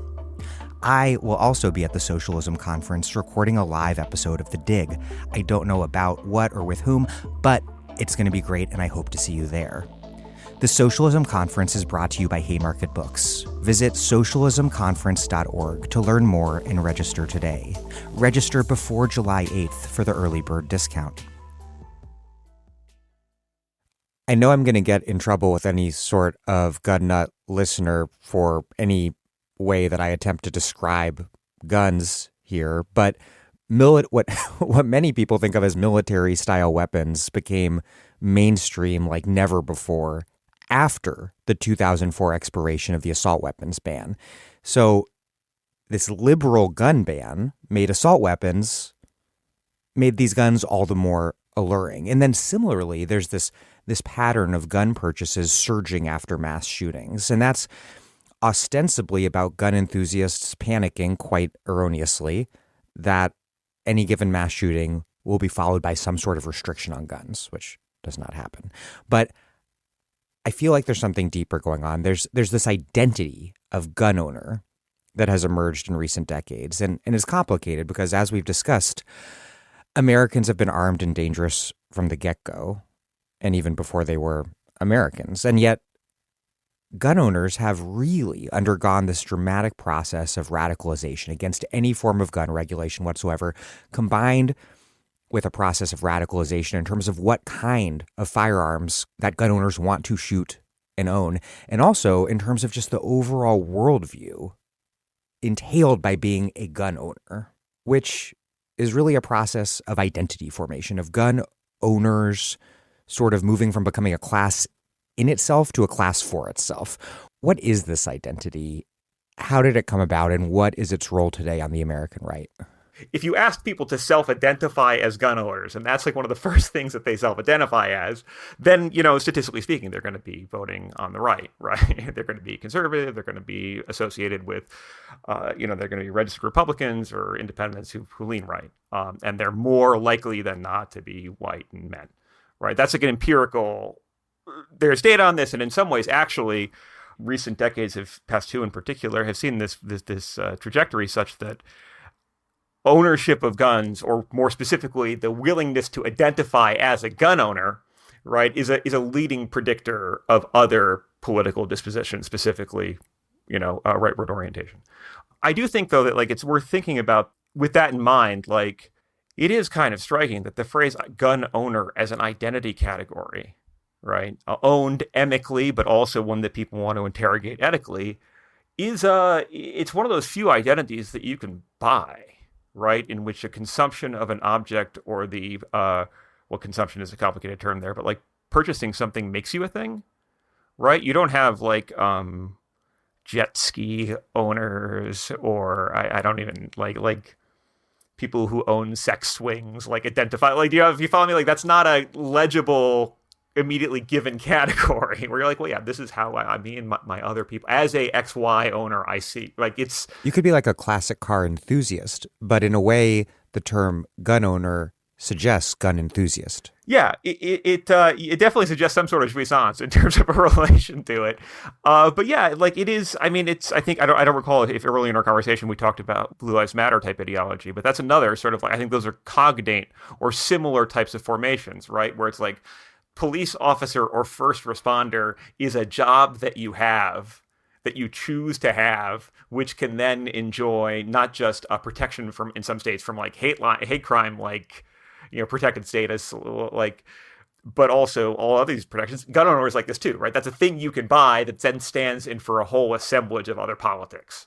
I think that's probably the way to understand it, as a way when people self-identify as gun owners as a primary means of identifying themselves as part of right-wing social and political America, that is placing themselves as sort of adjacent to and in alliance with sort of the armed forces of the state, probably.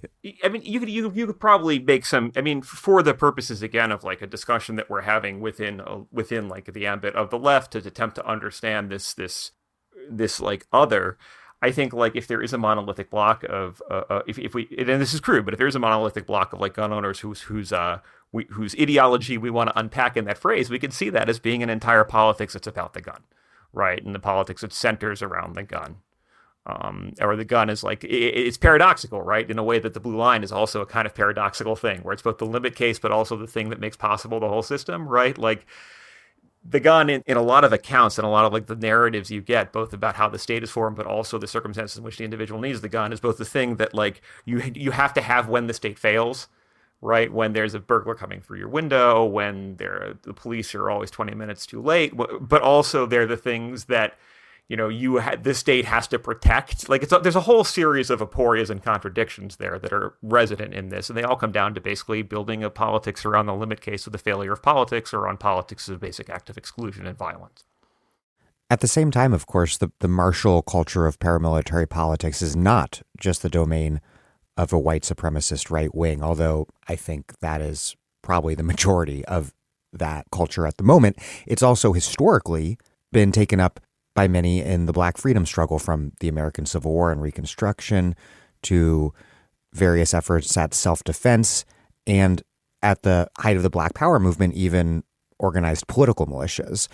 And we've seen small arms violence both used to repress rural labor struggles in the history of this country, but also used to defend them. What should we think about gun culture on the left? It has a rich history, but there are no doubt costs and consequences to adopting a martial stance on the field of politics, even in self-defense. Historically speaking, like the mounting insurgent violence against a hegemonic order is oftentimes a type of is a trajectory that comes with risks and that can end in revolutionary suicide or being killed. Right, that's like a thing I think that people are very honest about, and I think that's a thing that's worth bearing in mind. And I think it's also worth saying too that like it's a consistent vector of state subversion and of state targeting. And this is, I'm not speaking out of turn here. Like this is how, for example, one of the ways that the J. Edgar Hoover's FBI went after the Panthers specifically is by going after militant groups for arms sales. Right, for getting unlicensed weapons, for having weapons that they shouldn't. This is one good way to, it's a point at which, like, particularly if you're an insurgent group that's working sort of off the grid and is trying to acquire weapons either that are of not, of a legally restricted category, like fully automatic weapons, or you just don't want records of these things being bought, like that's a point in which you come into contact with not just like a criminal underworld, but, a potential world of informants and people who are working for the police or who are police themselves, etc. So there are like all these risks there. And then there's also like the actuarial risk of the fact that any place in which there are tons of guns, like let's just like the gun death becomes a non-zero possibility at the point at which a gun is in play. Right? Like this is as simple as saying that like you're not going to die in a car accident unless there's a car around. But like there is some point at which like the gun being there becomes a thing that it can potentiate events. There's a reason that they say the gun on the mantelpiece as the primary example of foreshadowing in a play. Yeah, it's a Chekhov's gun principle, right? I mean, but like this is part of what I think is worth thinking about here too, is that by my lights, to whatever those are worth, one thing that's striking about the history of left-wing insurrectionary, insurgent, separatist movements, right, is that on the one hand, yeah, a lot of them do end terribly. A lot of them also are targeted by the state. But like, I do think it's worth saying that at the point at which like the gun becomes the organizing principle and the object around which the politics are built, that you're not only courting that potentially like baptism and death by fire, right? That like living by the gun, by the gun bullshit.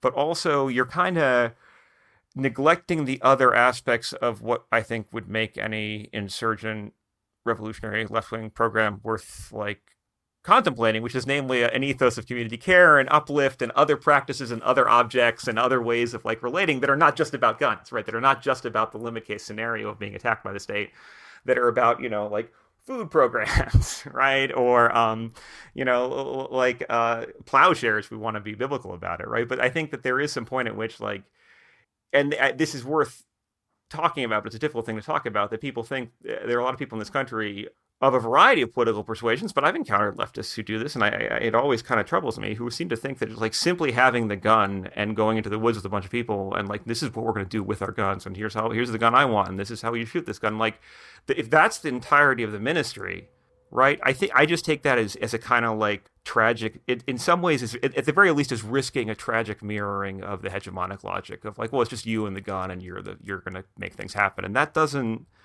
There's a reason a lot of those movements fall apart because of femicide or suicide or infiltration. And it's, you have to have a community to defend in addition to just organizing around like a purely reactive notion of defense. Yeah, there are all those risks or even arguably eventualities that you detail there. And those need to be taken all the more seriously if there is no practical path for armed revolution succeeding in the United States, which I would contend is obvious.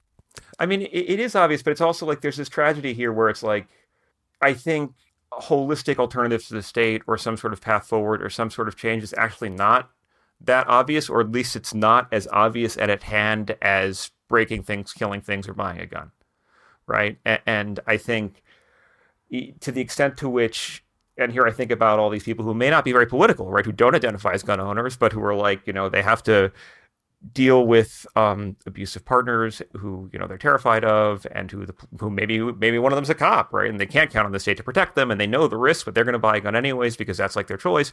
Or people who are buying guns because they're afraid of their neighbors and where they live. Like on some level, those are, without reducing it or simplifying it, those gestures bespeak a desperation and a lack of other options, combined with an ease of access and a facilitation of certain options as being imaginable. And I think that, like a cohesive mutual aid system is it's a lot less sexy, right? To use a loaded term. It's a lot less at hand, to use a resonant term. It's a lot less commodifiable and like easily put on, Instagram profiles or badass posters than just toting some gun. And that's really hard, right? I think one way to maybe frame this is that negativity is much easier to both imagine and enact than doing something constructive or positive. Which isn't to say that those two things are necessarily opposed, right? Like,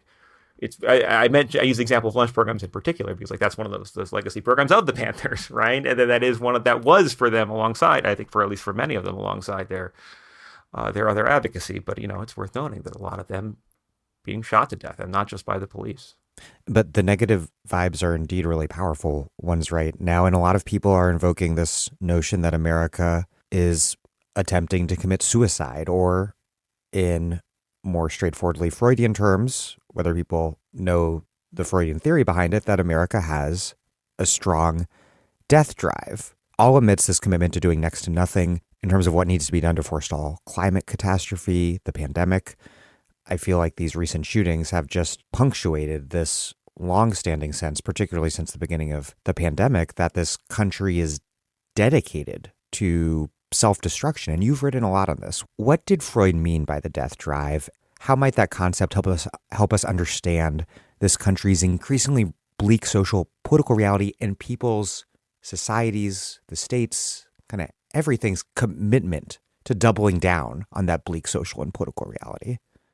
There are a lot of interpretations of what Freud meant when he talked about this thing, the toe street, like the death drive.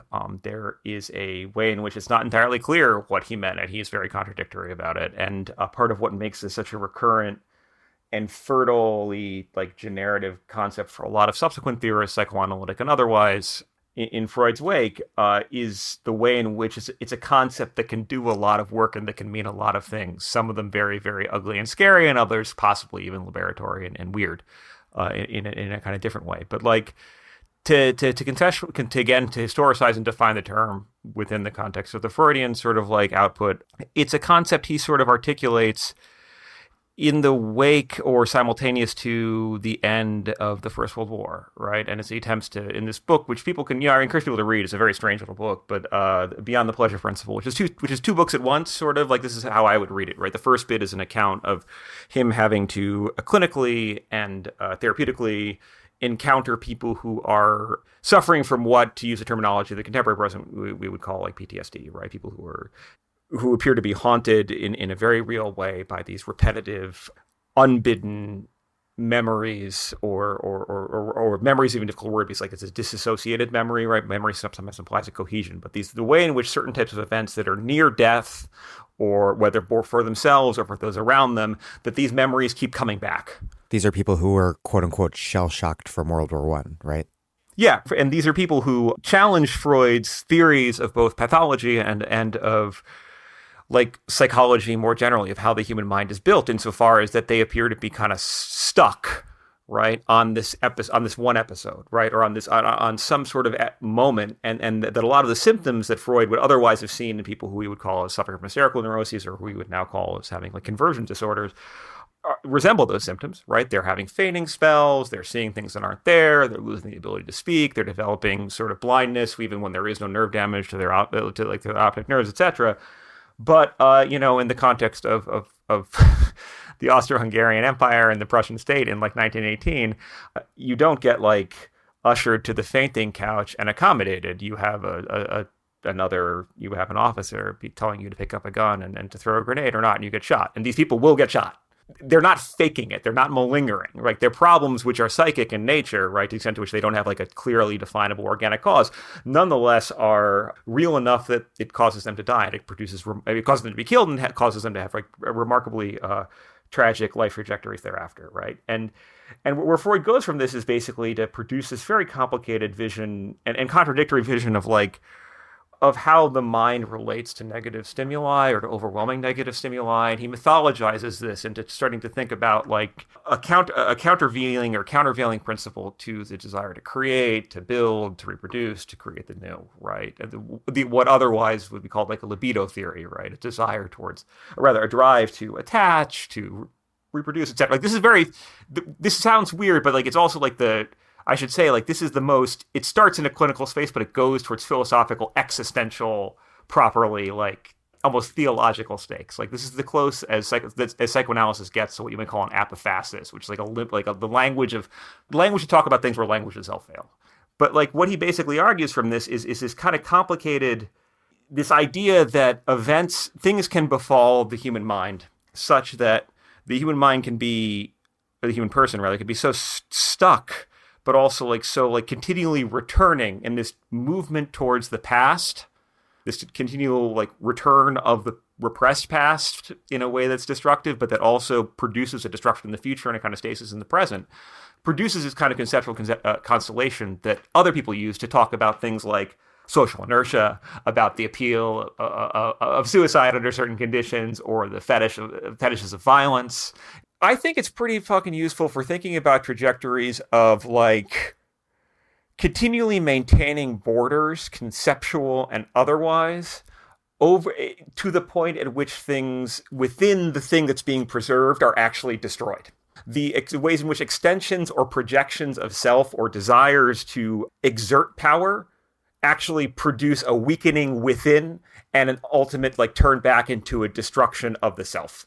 Right, you can think about this in terms of like an autoimmunity function, or the way in which like guns are super cool prostheses for extending our power. Right, you can shoot things that are very far away and they're fun as hell, but also they seem almost inevitably in many cases to be used on the people who are initially using them for the purposes of exerting force and projecting power. Right, and I think whether it be describing something as granular as that, or the way in which an entire socius, if we want to think about a polity, a people, a civilization as in the mythic terms of that little organism, I think you can look at a lot of the things that we do, and I mean like late capitalist humans in the center of our like gerontocratic, like fallow petrocracy, or whatever you want to call it, right? Like we're literally driving around in these cars that are fueled by the liquid remains of previous mass extinctions, and in so doing are crashing into one another, dying really quickly, but also boiling the world and producing probably the next great extinction. There is a tragic drama and a legibility, what you could call a thanatotelic trajectory, i.e. like a drivenness towards death, in the way in which like the non-negotiability of our comfort and this desire to maintain a nostalgic past, or to bring back a past of comfort, a horizon of things being comfortable and understandable and predictable, actually produces not just death in the present, but increasingly commits us to a kind of self-destruction that's also destruction of the other. To gloss it very simply, one way to understand, and this is one of Freud's basic definitions of it, like the death drive is a situation in which the organism will seek nothing more centrally than the capacity and the prerogative to die on its own terms. I think that does work for thinking of everything from the like from my cold dead hands, which is both a threat and also a suicide vow when it comes to guns in many cases, to the like the Rumsfeldian era, Bush era stuff, like the American way of life is non-negotiable.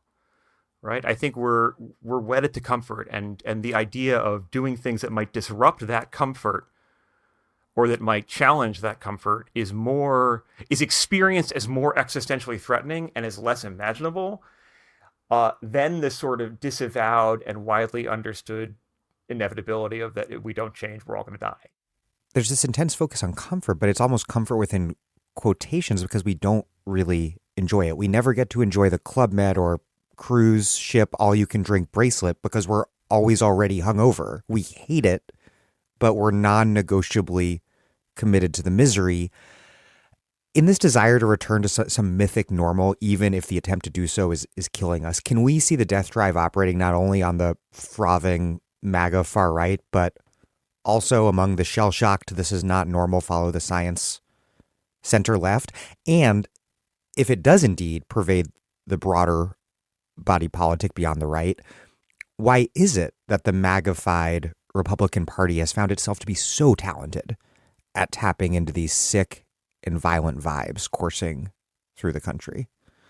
Yeah, I think so. To move from the latter question to the former one, right? There is some way in which, when you deal with the right, they're Whitman-esque in their ability to contain multitudes and to like traverse contradiction. Like, so I contradict myself, then I contradict myself, right? And that particular way in which like self-destruction and aggression towards others are sort of like fungibly like interchangeable in this churn is very much present in that, and that's what we could call that dialectic of negativity that you're talking about, right? And I'm thinking about it like some of the Trump rallies I've attended and covered and stuff, like where it's like we're miserable, but at least we can like participate in having this one guy who's up there on this podium literally making fun of how we look and telling us that we're all like toilets and stuff, but at least he makes these other people even more mad and we can get off on their misery, right? So it's like it's like a negative collective effervescence of at least we can say fuck them, right? This is one of these like the bare things, one of the cruelest things about this comfort, right? Is this American sort of like situation where everyone seems to think that there's like this basic truth that someone else is getting away with something. You've been denied the thing, and you've been denied the thing because of some other person who is proximate and who is nearer to you, and at least you can die knowing that they were more miserable than you, and you were able to get some sort of marginal difference of your contempt out, of their disposability out, right? It's the same way in which, like, I can think, like, you know, I've met people like this, I've talked to people like this, whose vision of like their self-assertion in the end of the day, like what as their world constricts as things, healthcare and other options fail them, it's like, well, you know, at least I can shoot someone before they burglar my house, right? Like it's like at least it's pure negativity, right?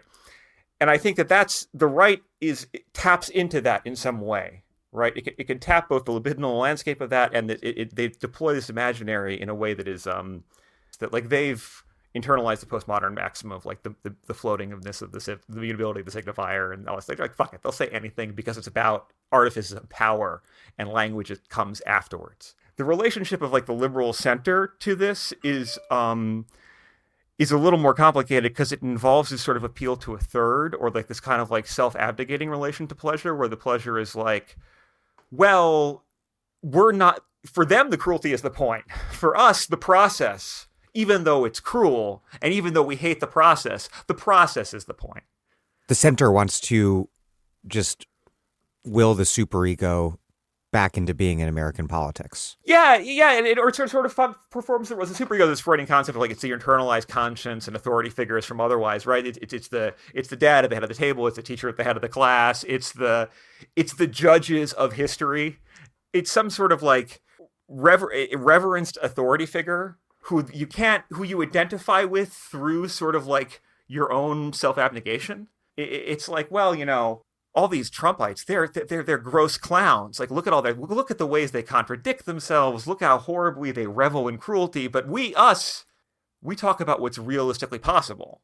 That's why we need to make deals with these people, because we need to actually keep the center. Even as the center keeps moving, the center, we got to hold it somehow, right? And it's worth saying that a lot of this also involves a logic of passivity and a type of satisfaction, right? And I think here about like these statements about the way like belief statements or like these kind of formulaic actions like voting are taken to stand in for an entire politics in this way where it's like, well, if we just do these right things, if we say these right things, as opposed to any type of structural engagement or even seeing our opponents for what they are, then things will get better somehow. Like our purity of heart will combine with our purity of intention and our ability to regulate our neighbors, always the left, because they're supposedly like, they're the ones who are more misguided from this perspective, then things will turn out okay, right? And I think it's worth saying here too, like think about like the work done by like these signs. I see them all over my fucking neighborhood here in Pennsylvania, where it's like, we believe in science, right? And like we believe Black Lives Matter and that love is love. All right, I mean, they put these signs out. Those signs are, yes, less fuck you than the people who are like Trump 2024 and let's go Brandon and Trump really won and all that shit, right? And they, you know, they don't have the like, we don't call 911 with like, we support our police, like that, like, you know, yes, it's a much more colorful, pretty sign. But what the fuck does it mean? Like, at the end of the day, a lot of these people are still voting, to maintain the character of the neighborhood and the beautiful facades that they're building. They're doing all that NIMBY shit, right? They don't want high density housing. But also, like, what the fuck does it mean to say that you believe in science? But there is this kind of element to it that and this I think is another thing that's worth saying. It's tragic and hard, but where all this goes, what this also implies is a tremendous energy devoted to forgetting, right? A tremendous energy voted to talking about how, well, fuck, Nancy Pelosi does this. Like, she just did this, right? We need where are the strong Republicans of yore? The decent Republicans of yore, right? Or think here about, this is what the liberal commentariat does. Think about how every couple of years you get some latest, like, ghoulish motherfucker, whether it be like, fucking like Rod Dreher, or even that sort of man-child perpetually Ben Shapiro, right? Who gets pitched by some liberal publications like, this is the face of conservative intellectualism, right? These are the beautiful plangent cries of Rod Dreher, right? Expressing or J.D. Vance. He's such a whisperer for the forgotten voices of the heartland, right? All these kind of apostrophizing things. And you read it and you're like, okay, well, who's this for? Why are you doing this? But then a couple of years later, you go back and read it after those same people have been like, wow, it sounds like J.D. Vance is really into, like, basically just doing the 14 words over and over again. Or it's pretty crazy how Rod Dreher has recently said all these things about trans people. Or look at all these, like, horrible racist cartoons that Ben Shapiro is running on his website. And the answer is always, like, motherfuckers, they were always that. Yeah, I mean, who are they doing it for? They're doing it. Who are they doing it for? They're doing it for themselves, because if there's no reasonable right, then their own centrist politics don't make any sense.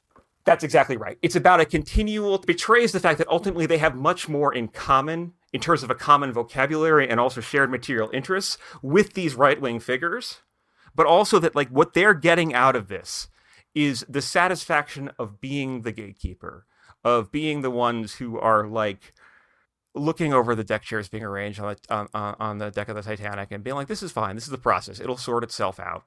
There's this kind of view, like, Kafka has a parable, right? Where it's a parable about parables, where someone comes to, like, an old man and is like, well, what's the deal with parables? Like, and someone says, well, if we just become parables, then we will be rid of all our daily cares.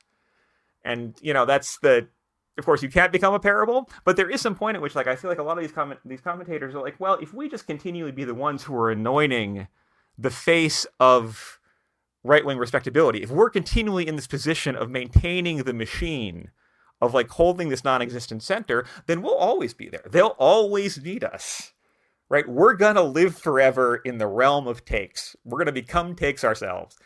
And that's to the extent to which that one sacrifices vulnerable people, always, right? That's always the thing. Well, let's just cede ground on cultural war issues. Let's just give them trans kids. It never goes anywhere, right? If we just give them trans kids, then they won't come for Roe. Well, guess what? They're going to both take the trans kids and they're going to go for Roe. But there is this way in which, like, they seem to, like, also seem to think that they are floating above these transactions of power. Now, whether they actually think that or they're cynical, and I think you could find a whole bunch of people in those who run that gamut, there seems to be this kind of thing that, like, if we just hold still to the formalities, the pure formalism of yore, if we just publicly deny pleasure to ourselves in this for the sake of principle, even as we have no principles, then at least we'll survive this. And that's how democracies die too. What's the political economy of this death drive? Do people sense, even if they can't quite articulate it, or maybe they do articulate it, that we're in this period where capitalism seemingly can't or won't make anything new and useful, and that all the new frontiers of profit are just in ever more abstract financial maneuvers that have reached their apotheosis in crypto, even as we are driving inexorably towards climate catastrophe? Is there a material foundation for these bad vibes? I think it's an interesting question, because for me, I think you actually can. I think at any account, like, a Marxist political, like, economic perspective is completely compatible with a psychoanalytic perspective about like, you can't have a libidinal economy without political economy, right? For the simple reason that, like, people are attached to circumstances of their own oppression, right? That, like, or to think about that the old phrase that Thomas Frank was, like, going at in this earlier era, was like, what's the matter with Kansas? Like, what's up with this false consciousness? And the answer is, well, there's pleasure like if I can go back to Du Bois saying this too, right? There's a pleasure in racism for racists, right?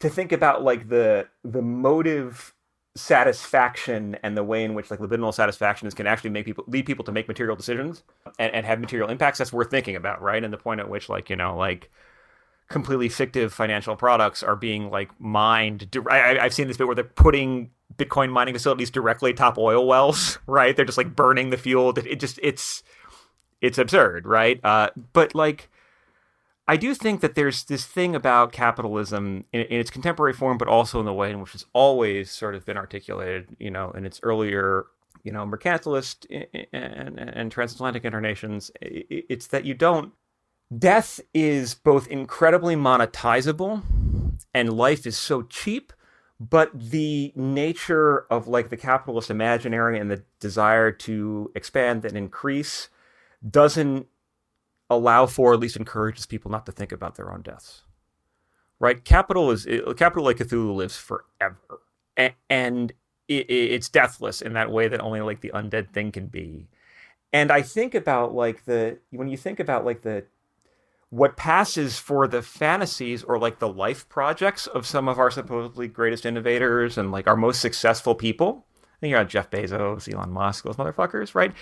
It's primal father stuff, right? So I'm going to go to space with my winnings. I'm going to live forever. I'm going to freeze my brain and my dick. That's a Jeffrey Epstein vector, right? It's like we're going to unlimited pleasure beyond the pale of this, veil of tears, which at the end of the day is just like primitive accumulation, primal father shit. Like what does it mean about a system that generates so much riches, but which even the people who are successful in it are so morally, intellectually, and imaginatively impoverished? People are always so shocked when the person who is like, has everything and has all the power and money in the world also turns out to be just like can't get their hands off the people around them and is a serial sexual harasser or whatever. It's like, wow, like you actually can't sublimate shit.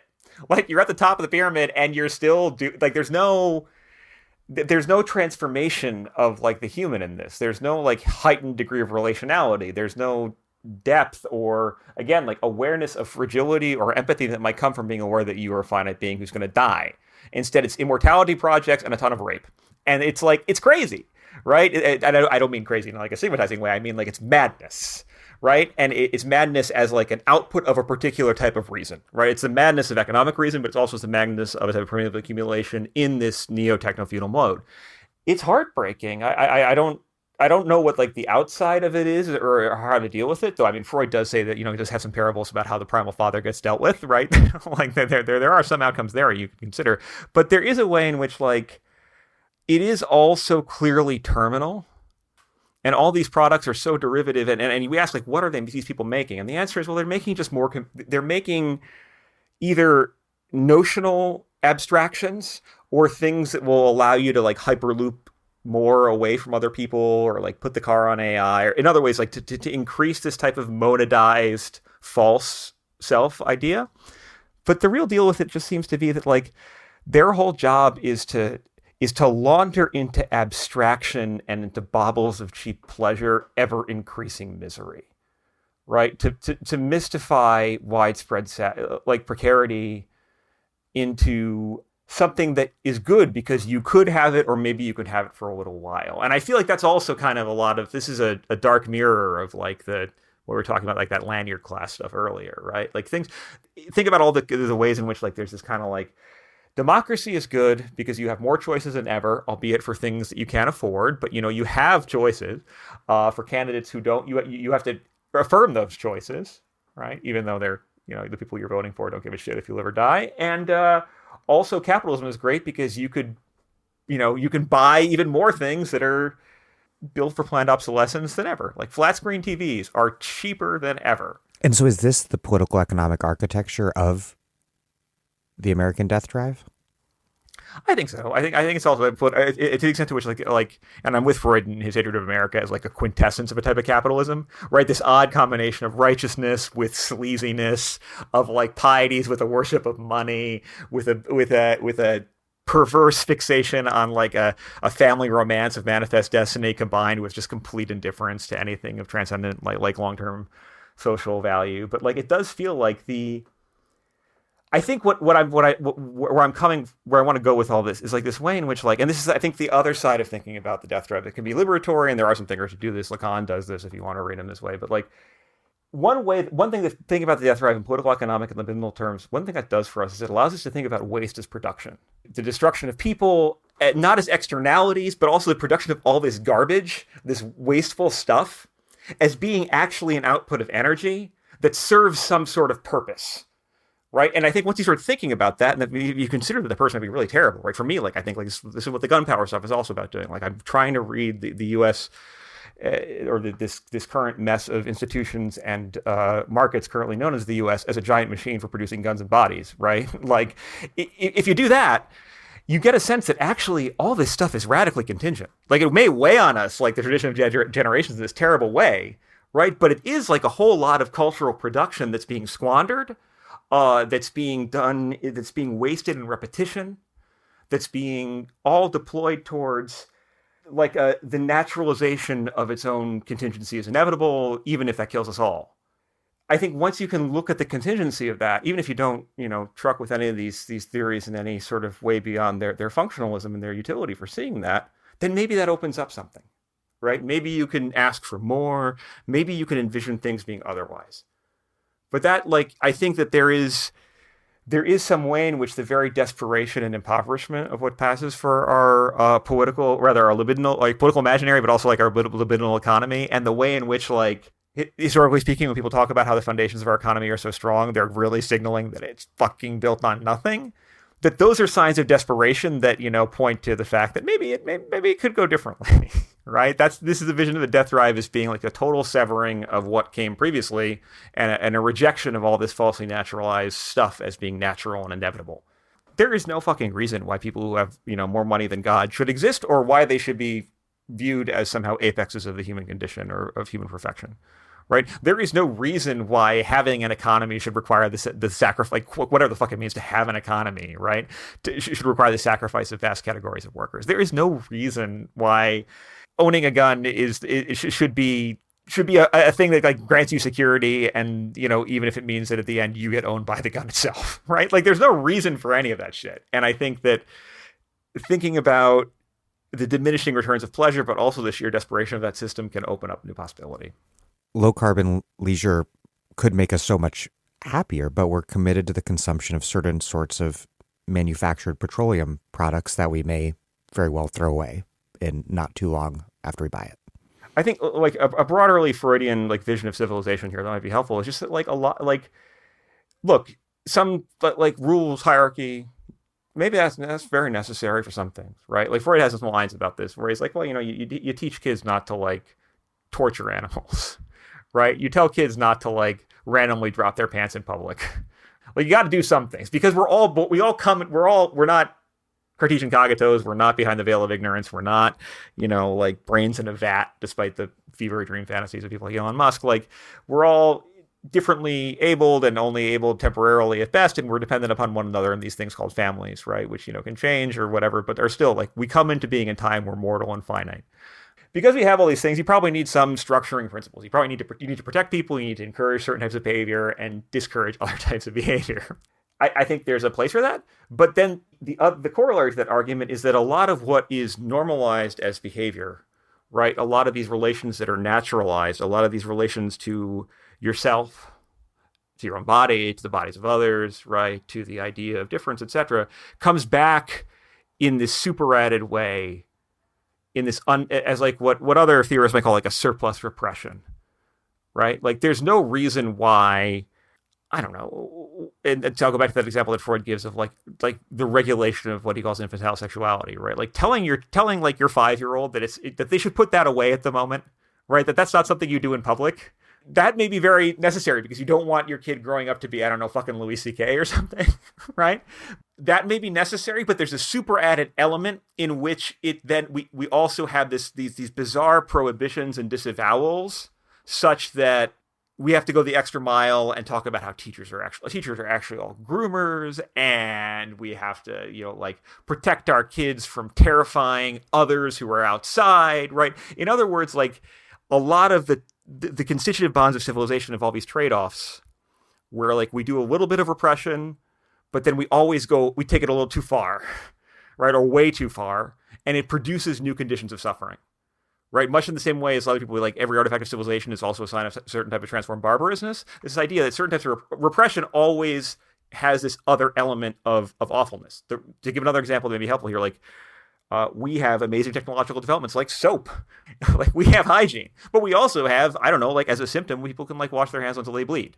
And also we have, people denying the need to be masked, right? And we have to wonder, like, well, maybe we can work through how we normalize like the relationship to hygiene or to contagion or to other things in ways that are both like ensuring of the public good and the individual flourishing, but don't produce these morbid symptoms that are so horrible and cruel and demented.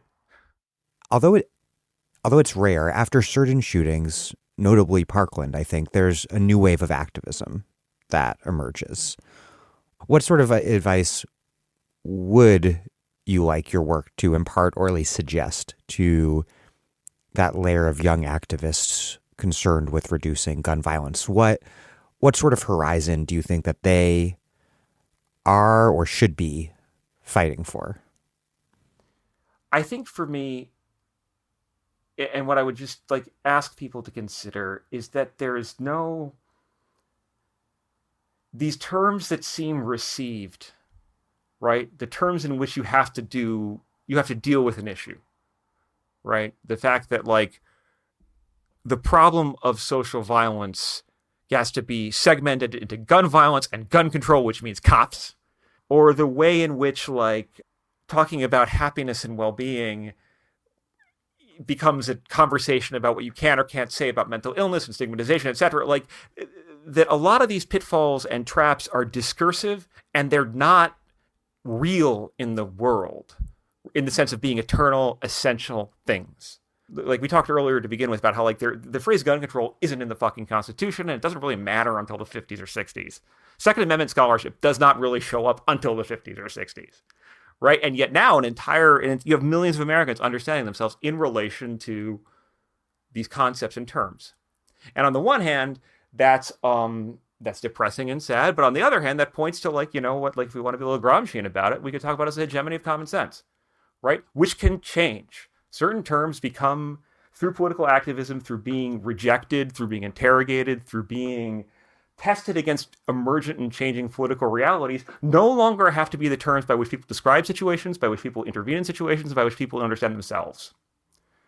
And so for me, if I would ask anything, it's just like, try and not get exhausted by the terms that you're given or to use them as the only way of looking at things. Develop multiple vocabularies for talking about the same problems. Like you don't lose anything by being ambivalent, by being able to think two ways about the same concept or the same term, or using multiple terms for the same concept, or even thinking that maybe a concept is actually multiple concepts. Those movements of like resisting the immediate need to action in favor of like actually doing a little bit of reflection and considering that maybe you could produce your own vocabulary, or you can like, take in what you need and leave what you don't, and continually revise that, like to lean into the ambivalence of creation and to like create new things. Like that seems to me like it's precisely because I can't articulate concrete solutions, and I won't articulate concrete solutions, but that seems to me to be the sine qua non for any type of organizing or thinking. And I think there are people who are leaning into that one way or another, whether it be in abolitionist sort of independent spaces or people who are thinking about gender in new ways. But like that refusal to accept received terms simply because they're received, and the willingness to create new ones and to test them seems absolutely essential for conceiving and making a new future. Well, Patrick Blanchfield, thank you very much. It's always a pleasure. Thanks so much for having me, man.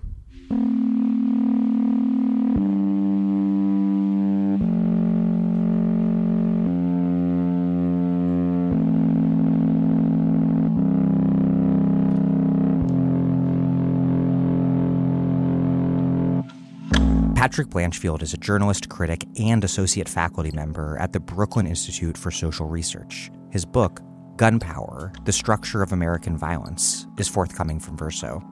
Thank you for listening to The Dig from Jacobin Magazine.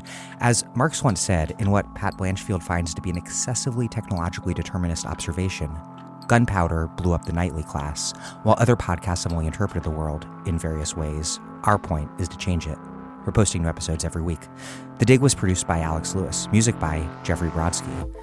Our communications coordinator is Tamus Frankel. Our senior advisors are Thea Riofrancos and Ben Mabee. Check out our vast archives at thedigradio.com. Follow us on Twitter at thedigradio, and please find us wherever you get podcasts and subscribe. If it's on iTunes, you can also leave us a nice review. Those reviews help introduce us to new listeners. But what really and truly does that is you telling people you know to listen to the podcast. Please make propaganda for us. And do find us at patreon.com and make a monthly contribution to keep this operation up and running strong. Even a few bucks is huge.